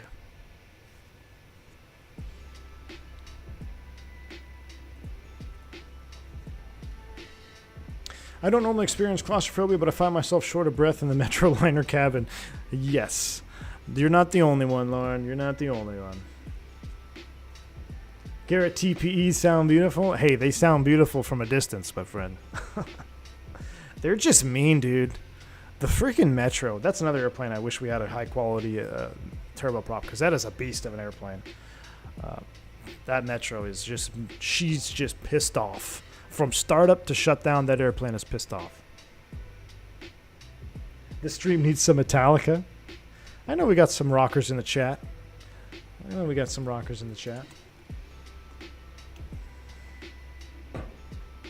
Booked some flights on 320s over Christmas. Denver, Phoenix. I should know where that is. That's not Mexico City, is it? But nice, man. Good deal. 2 Tysons in chat. You know what, Lauren? I picked up that freeware Metroliner, and I think I've got in it once, did some bindings, and then I uninstalled X-Plane 11. I know exactly which one you're talking about because I saw it drop on the freeware, and I picked it up. I think I did some bindings. I don't think I ever flew it. Then I 12 came out, or Microsoft came out, and that was it. Mazatlan, thank you, Tyson. I knew it was somewhere down there. Skinner, LW, what's going on, man? Fellow Texan in the house. Good to see you, my friend. Hope all is well. How about the weather, man? Had to put on a hoodie this morning. Felt good. I think real fall is here now, Al. The real fall is upon us. Although Saturday it absolutely sucked. I was fishing a tournament on Roberts, and it was 95 degrees, dude. 95 degrees. Like, what? And then, of course, it's 60 the next day, but that's just Texas for you. Did I ever fly the PMDG DC-6? I own it, Phase 1. I own it, but it's just... I've flown it a little bit when I first got it, but it's such a high workload airplane that in order to really enjoy it, I don't really think it's a good streaming airplane. You know, there's airplanes that are good to fly by yourself, and then there's airplanes that are good for streaming, and that one is just such a workload. And you're so heads down all the time. It's just not a good streaming airplane. Great day to mow. Never a good day for that. How about the weather? It's going to snow here in northern Indiana today. Oh, wow, Tyson. I didn't know that. Crazy. Have you ever flown to PBI? Oh, yeah, Brad K. Palm Beach? Absolutely. That's where you have a lot of specials. You know you're going to Palm Beach when you have about 40 specials. Uh-oh. We'll stutter there. Don't be pulling an X-plane on me. There's a salty ball for the triple. I flew it over 11 hours with no issues. Interesting. I might look into it here in a little bit. I might look into it. Do you change the disconnect autopilot when you swap between the Phoenix and PMDG?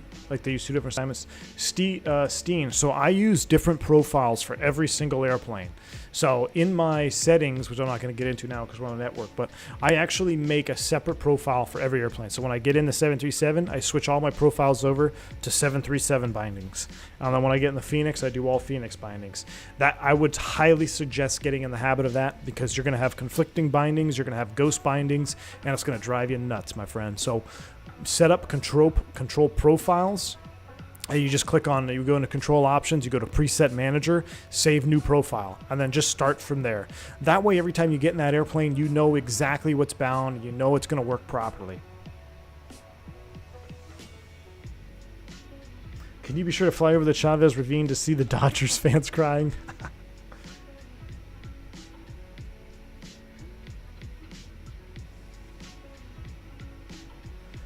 Stay away from Captain Scam. Yeah, I know there was a big issue with that airplane. I might stay away from it just till the PMDG drops, just because I don't want to promote a scam airplane. I think that's part of the responsibility of being a content creator and then having people watch stuff. Is I don't want to steer you wrong. Like if flying an airplane that's really not good at all. And then if they see me fly it, they might want to buy it. And if it's not worth it, got to put a disclaimer up. Put a disclaimer. You spot at PBI from the parking garage? Nice, man. Dude, how about them volunteers? Exactly. What an upset, dude. Hey, how about them Horn Frogs? LW, you still in the house, man? TCU bringing it to OSU. Gotta love that, too. Especially since my ex was an OSU cheerleader, so... It's always good to see it. Always good to see them get beat down, man. Go Horn Frog 6-0, LW. I'm right there with you, man. That was a hell of a game.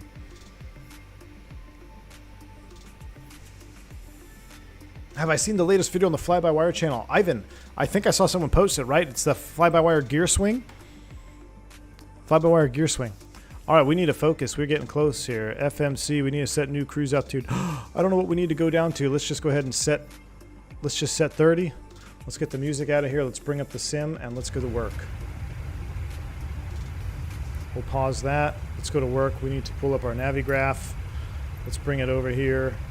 Let's see. We are going to San Diego Comics. If we get a descend via, it's NATO at 6,000. So let's dial in 6 over here in the MCP. Thank you, Lauren. Already at it. 6,000. We'll do mouse wheel 500,000 times. Get down to 6,000 feet.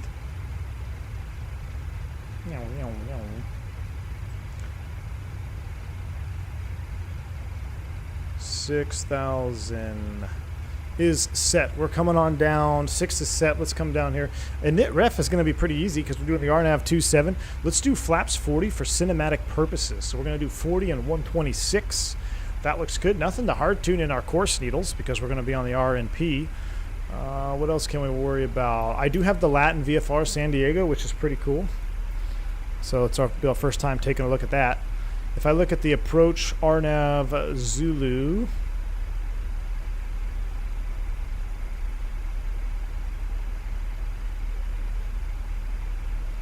RNAV Zulu, RMP 0.1, RMP 0.3.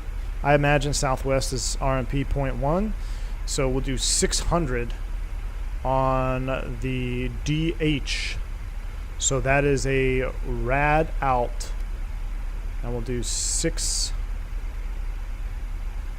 Or it's a DA. Oh no, it's a DA. 600, 617. So back to barrow. 617.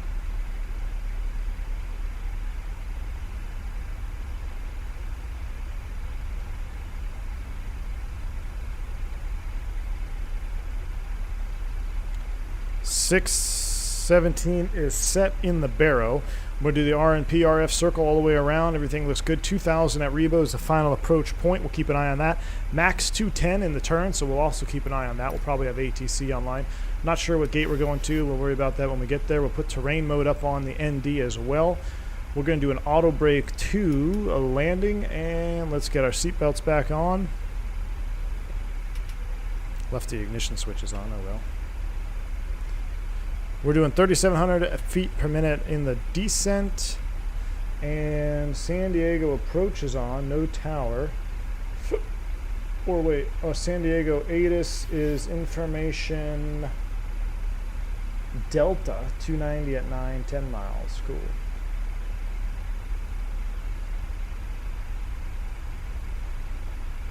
We could probably expect San Diego approach at 19.6. Will they be the first ones we hit?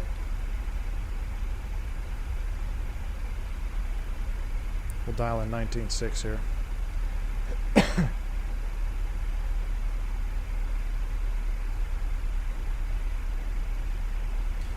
Really tempted to do a King Air stream later. See that new update. Been a couple new liveries dropped too. The Black Square King Air. Passengers feeling weightless for a moment? That's alright. As long as we're on time, we'll get our bonus here at Southwest.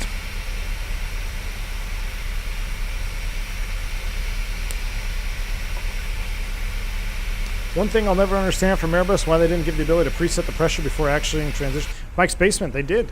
All you got to do is pull it out, set the current. That's what we do all the time. So in our briefing, I'll get the ATIS, say it's 2987. I'll pull for not standard, set 2987, and then push right back for standard. So then when I go through the transition altitude, all we got to do is pull, and it's preset.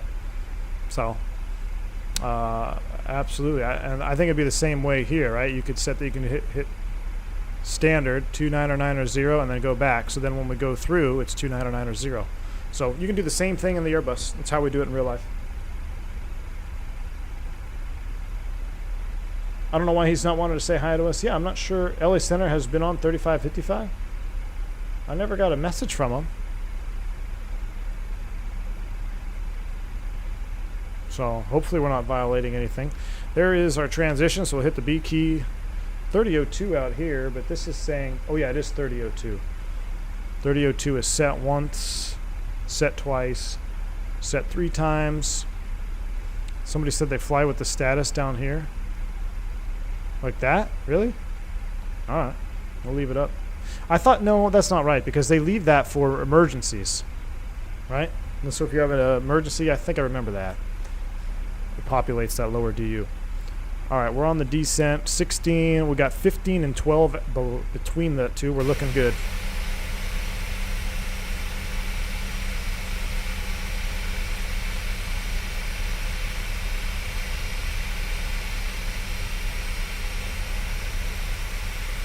Oh, the other Jason, really? You're supposed to contact them?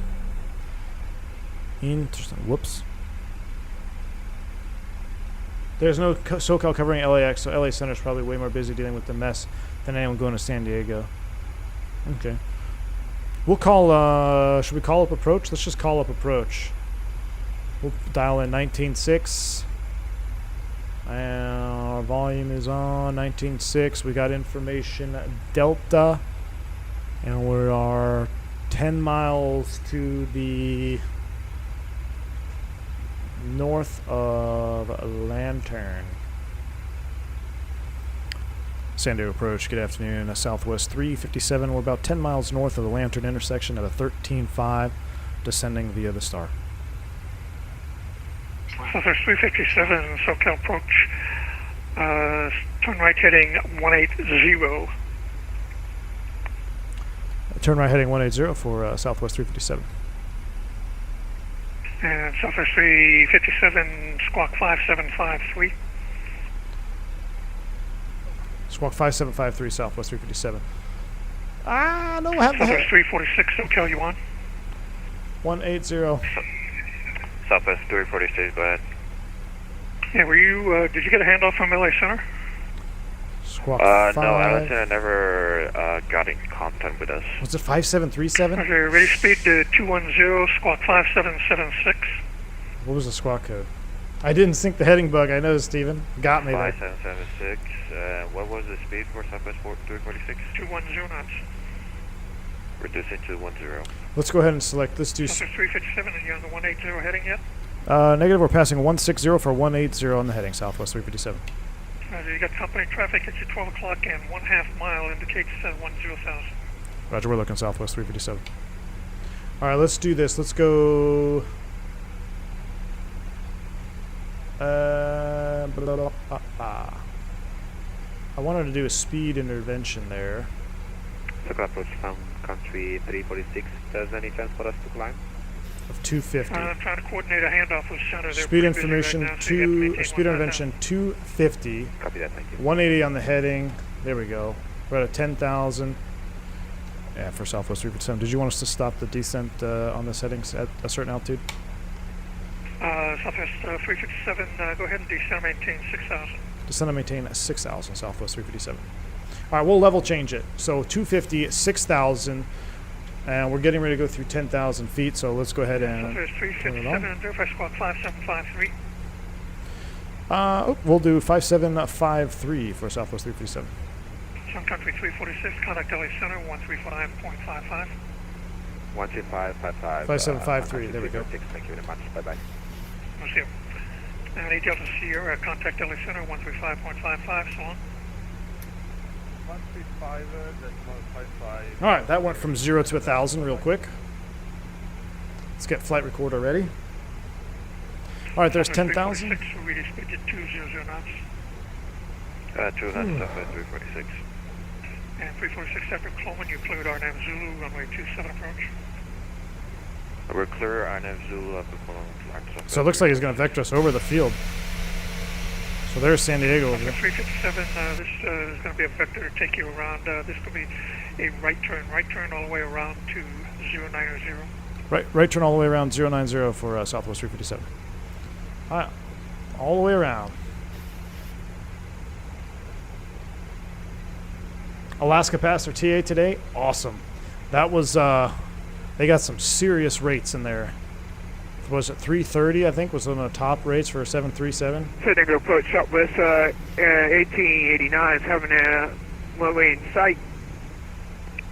Southwest 1889, wind 280. Let's increase the bank angle. Clear land, runway 27, Southwest 1889. We got to come all the way around. Bank angle checking.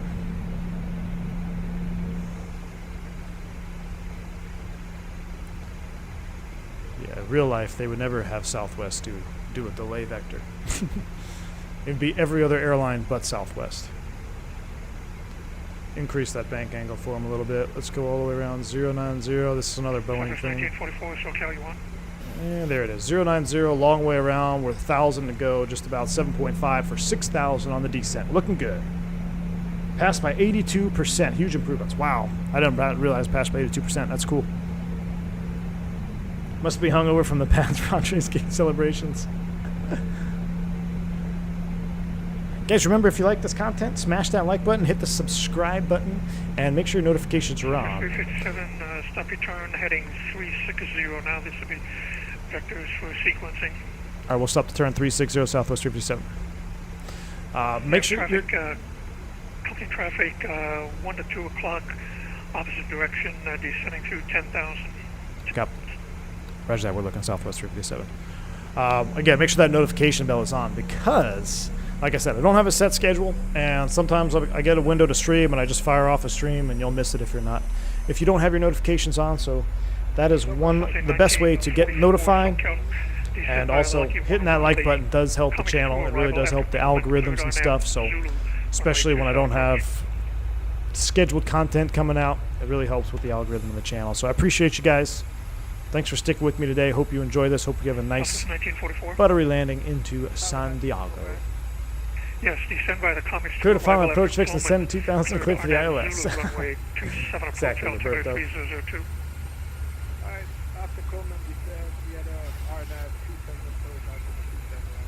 What if they're putting you behind since you check? It could be, Mike V. It could be. 3002. I didn't realize other people had checked on. I kind of was waiting for a call from Center, but it's all good. Turn right heading 090. Turn right 090, Southwest 357. Wouldn't be the first time in my life I had delay vectors, so I'm not worried about it. We got the gas. We're looking at 5.7, so we got the gas, no weather. Coming around to 090 now. What do I use for camera views? I use default. Everything that you see here is default camera view system. 906, no departure, radar contact. We'll get our tiller cam online. Arrival. I'll have approach clearance for you when you get closer in. Our tiller cam, our throttle cam. Alaska 1118. That's the principle of primacy right there. Very first time I made that camera, I labeled it tiller camera. And now, even though we don't even have the tiller in frame, I still call it a tiller cam. For all you flight instructors out there, fundamentals of instructing, principle of primacy. There you go.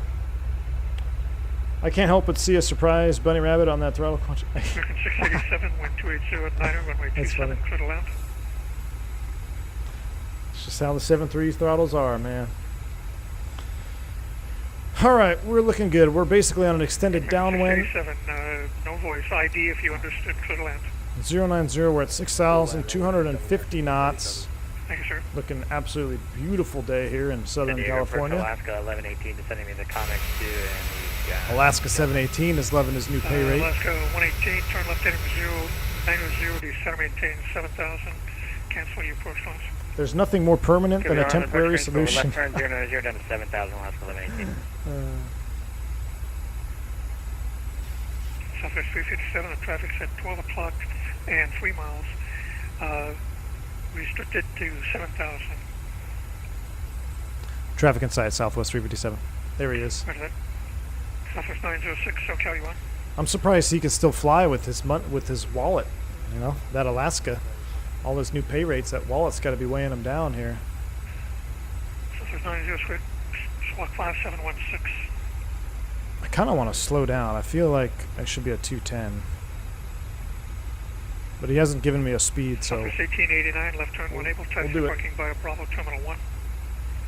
Is that electrical tape you put around your yoke? Yes. No, not electrical tape. It is a tennis tennis grip. Because the TCA yoke is very plasticky by feel, and this just felt much more, I don't know, it felt more meaty. That's for 118, this will be vectors for the local... I hate the default texturing of the TCA yoke. I love the yoke. I think it's great, flies awesome, but the plasticky texturing is meh. So I put the tennis wrap around it. Southwest 906, descend via the Comet 2 arrival. Flight Gluten, what's up, man? Good to see you. After Cloman, cleared on Nav Zulu, runway 27 approach. Pays the pilots advantage on ships. Oversensitive ground steering on Microsoft Mike V. I think that's being addressed, and a lot has to do with the developer too, how well they do it. Southwest 357, I didn't give it to you. After Cloman, cleared on Nav Zulu, runway 27 approach. Okay, would you like us direct to Cloman now? We're still on heading a 090 for Southwest 357. Roger that. Direct Cloman, then cleared for the RNAV Zulu runway 27 approach. Direct Cloman, then cleared RNAV Zulu 27 approach for Southwest 357. All right, here we go. Direct to Cloman. Southwest 346. LNAV. 2809, runway 27 to the left. Approach button. Speed 210. Let's bring it back. Southwest 346, wind 280 at 90, runway 27. We're already at 6,000. All right, we're LNAV. Glide path is armed. Final approach course is armed. MCP speed coming back to 210. Speed at 210 knots. Cleared approach. Let's slow it up. Southwest 357, ready speed at 210 knots. We're still on a 210 Southwest 357. Does the yoke have a heavy feel like the honeycomb though? Southwest 906, What traffic on?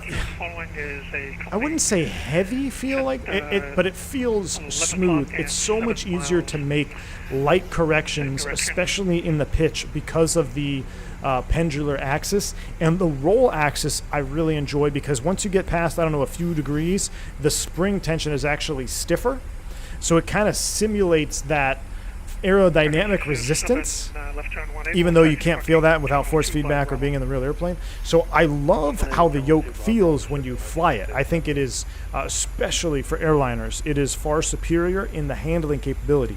My only pet peeve, like I said, was like this like, I don't know, like a roto or what did they call it? Just like this, a real light plasticky, cheap feeling. I hate to use the word cheap, but the texture feels cheap. And when you put the wrap on it, though, or anything on it, it just feels so much better. I feel like I'm really flying something that's a little bit more substantial. Like the honeycomb has a very good rubberized mat on the finish. I think if the Thrustmaster put that rubberized mat on the outside of this, it would have been awesome. But, I mean, I just achieved the same thing with the tennis grip. All right, so here we go. So we are doing this. Do we do VNAV, alt? We should descend, right?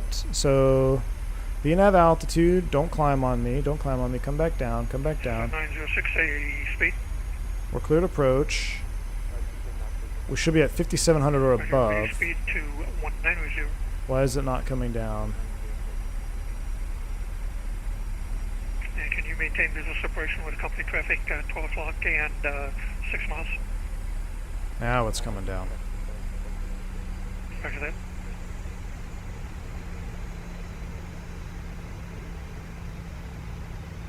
Oh, you have to scroll it to minimums? Really?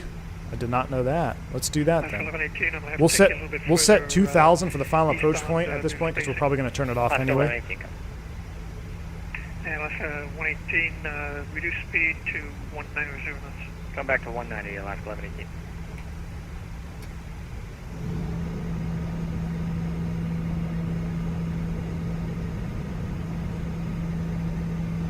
Yep, 737 1930s tech. I know, man. I'll forget. I'm rusty. I'm rusty on my 7.3s. All right, let's go ahead and start the recording right now. Man, look at that haze in there. That's awesome.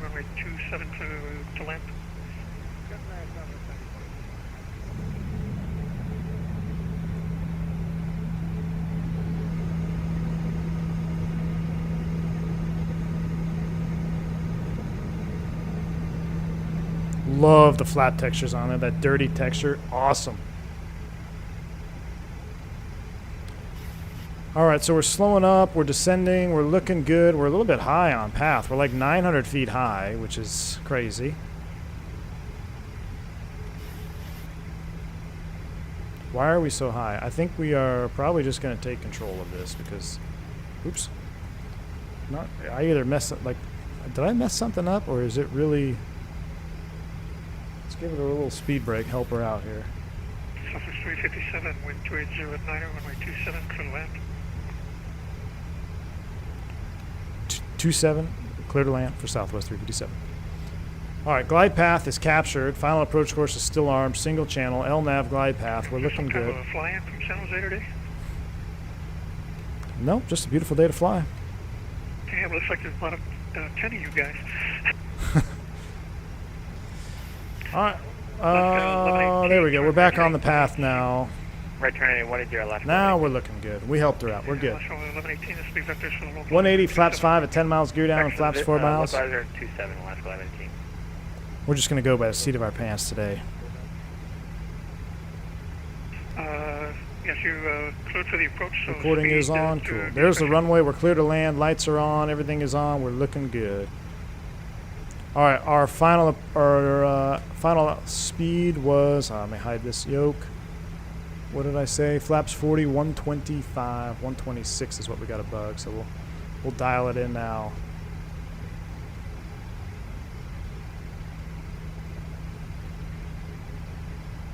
And gear down.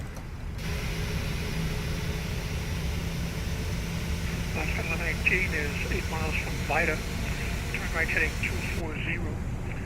Maintain 4,000 until established on localizer, cleared localizer. Love extending the flaps with the real flap handle. Makes it so nice. You just look down, pop it right where you need to go. So nice. All right, runway's in sight. Everything is looking good. We're coming back on the speed. Flaps 15. Speed brakes are armed. And let's go all the way. Flaps 30. Surface 906, thanks clear.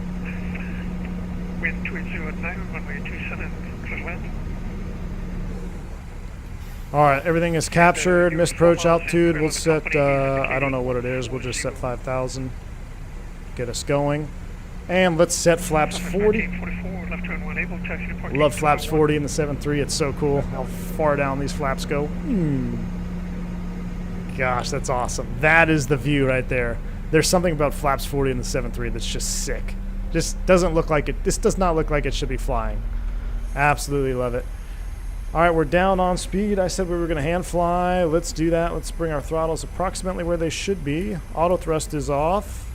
Let's bring it back to right about here. We are clear to land, down to land. Everything is armed. Surface 906, reduced your final approach speed.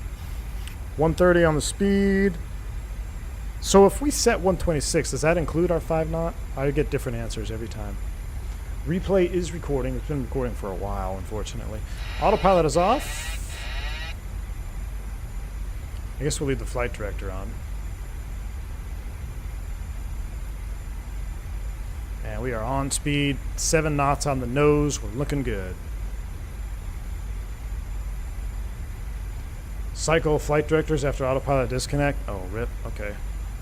So we'll go off. We'll just turn it off. How about we just turn the flight directors off, huh?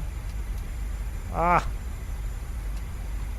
And then we'll do the most non-Boeing driver thing ever. Put the FPV on. So I got top of 17, 18, with Delta for the Bravo. Surface 17, 18, contact Lindbergh ground 123.9. 123.9, top of 17.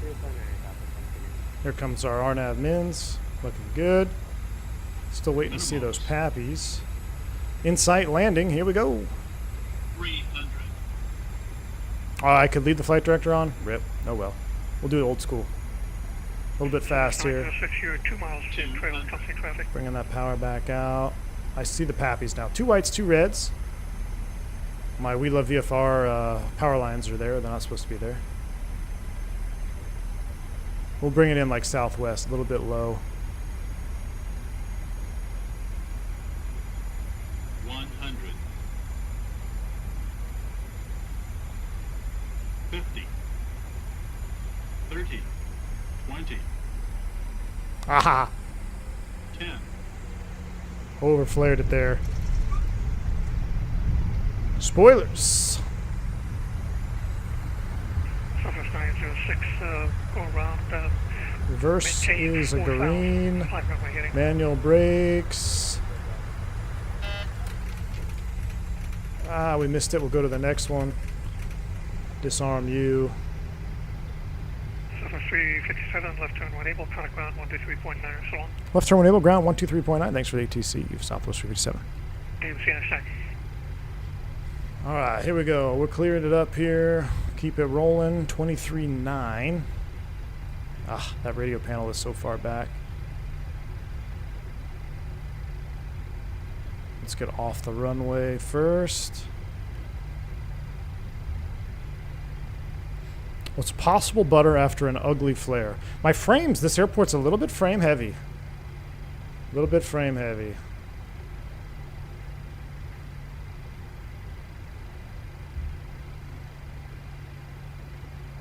Alaska 1118, wind 280 at 90, runway 27, clear land. R27.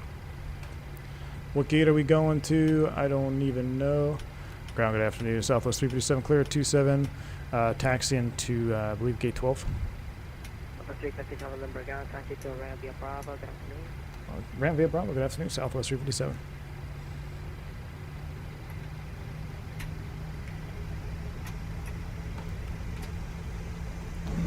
Clean it up.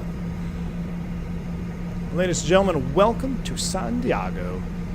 Did we get a landing rate on that?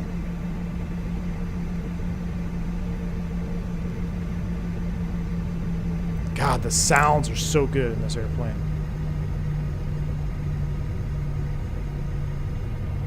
Park where you want, Southwest zones. Yep.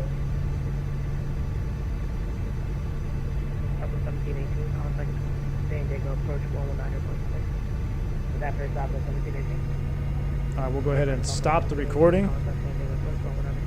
I am not using FS Realistic today. Not using FS Realistic today.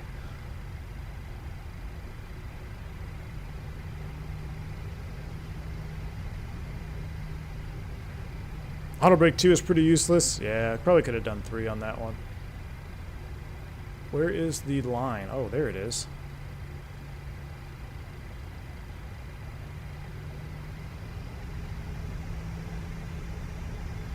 Should have done GSX.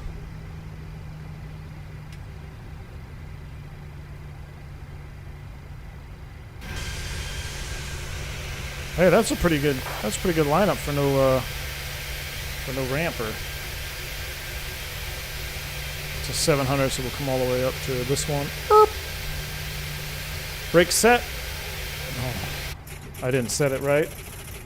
Full brake pedal. Brakes are set. And we never started the APU, did we? Whoops. I'll tell you what. Let's do this just so we can get a spool down sound.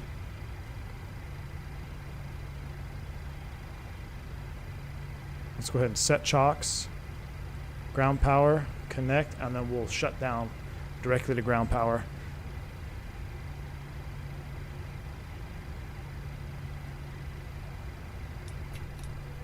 Boom. All right, let's go ahead and spool them down.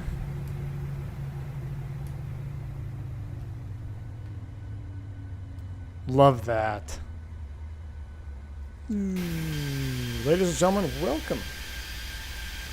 Awesome, awesome. Man, look at all the traffic out here today. A lot of Southwest. Ooh, there's somebody coming in on final right now. Let's zoom over there and take a look. Someone is coming in right now on final. We'll take a look at this guy landing. Oop, we'll get rid of that view. Let's see how this guy does, and then we'll take a look at our own replay. Is that the Alaska? Oh, there's Moneybags, Alaska coming in here.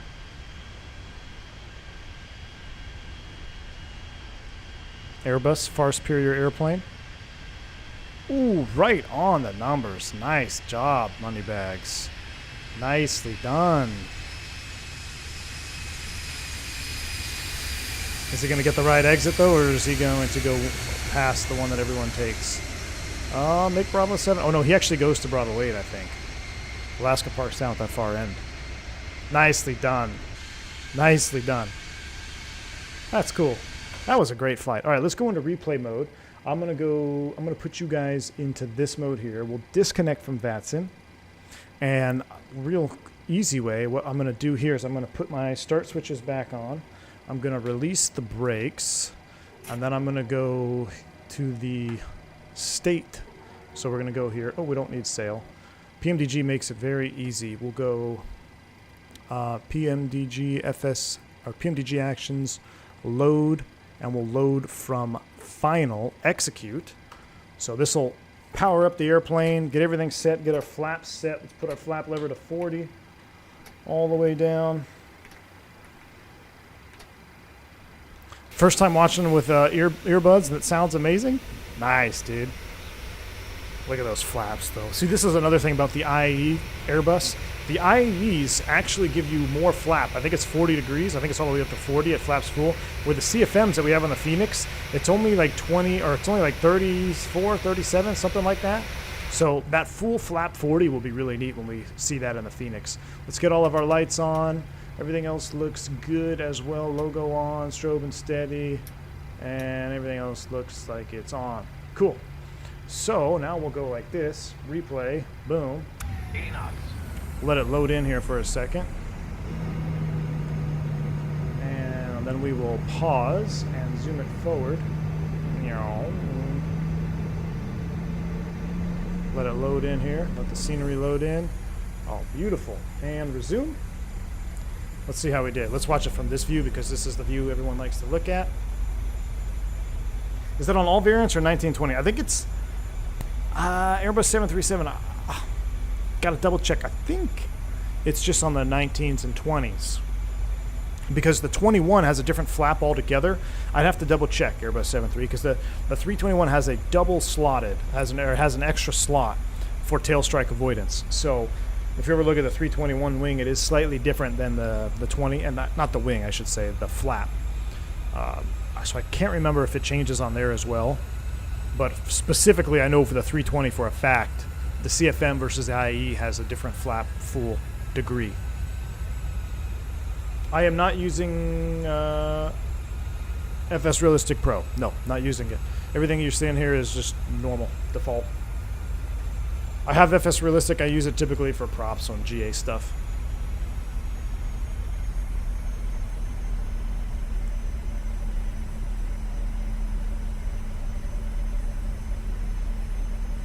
Man, this is nice looking. There's that carrier in the bay. Sean Delaney, thank you for the $2 tip, my friends. Is anyone using thrust metal throttle for PMDG? I am not using a Thrustmaster throttle for PMDG. Sorry, I have no... unfortunately, I don't have any tips for helping you bind that.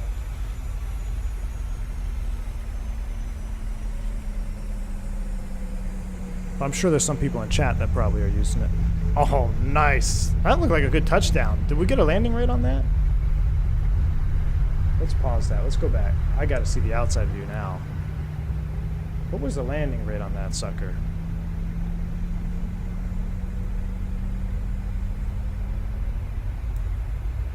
Reset the spoilers. Let's see how we did. 221? Really? Maybe. I know I pitched up too aggressively. I got scared. I pitched up a little bit too aggressively at first, but then I kind of saved it. You'll see it here, the old Airbus flare.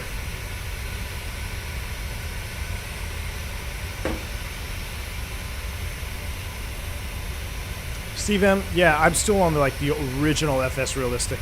I haven't done any updates.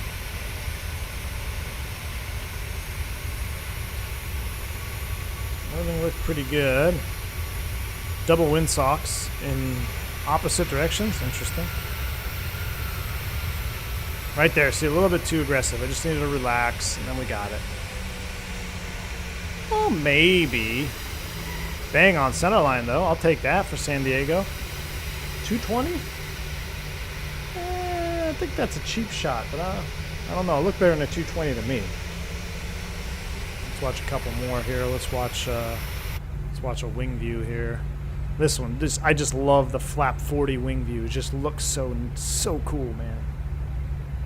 Yes, Mike Villa, I have We Love VFR, and I have a package that has those power lines. And if you just pull it out of your community tab before you fly airliner stuff, then you don't get it. I mean, it doesn't bother me too much. But yeah, for this particular one, I should have pulled the power lines from my We Love VFR pack.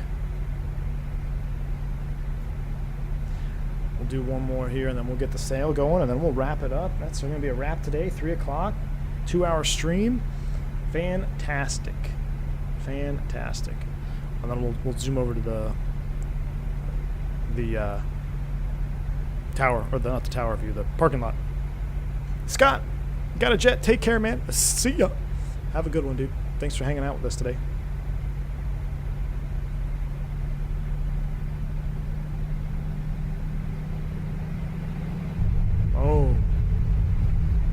touchdown dome. Spoilers, reversers, full Southwest, baby. Absolutely love it. All right, let's bring it back to like right here. Let's do a couple of things, reset everything. I'm gonna go to outside, and then I gotta zoom out. And drone speed. I did bind it, but I don't remember what I bound it to. Drone speed. Bust you all the way up here. Let's go to the parking garage, and then we'll watch this one, and then we will get out of here. So I've been to this parking garage in real life. It's pretty sweet. Many years ago. I don't even know if they still let you on it anymore. Pretty sure it's this one. Yes. All right, so now we'll slow the camera down to like 8. There we go. Yeah, those power lines definitely aren't here in real life. And then we're going to unlock it. Boom. Boom. Resume. Let's enjoy this. And we are going to go take a look at this. Where are we at? There's our lights out there. Guys, gals, ladies and gentlemen, thank you so much for hanging out with me today on this Monday afternoon. I hope you enjoyed a little Boeing action. As always, if you're interested in any of the products that I've used on this stream, whether it be the Throttletek or the PMDG, check the description below there, link below. Huge shout out to Roberto from Throttletek, hooking it up with the 737 throttles. Absolutely love them. It makes the airplane so much fun to fly, even more so than just having regular throttles. I don't know what it is about it. It just makes it so much more enjoyable. Let's enjoy this flyby here.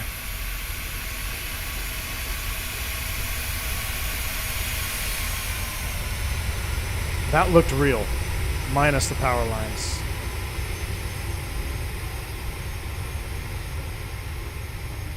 How's our touchdown?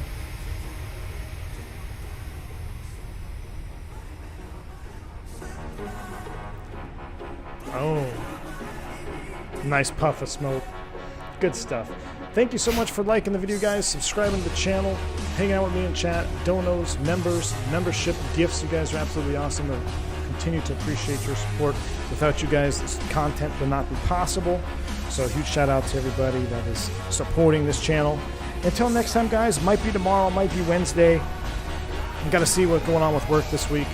But I hope to see you again very soon. And until next time, stay safe, stay healthy. See yas in chat. I'm V1. See ya!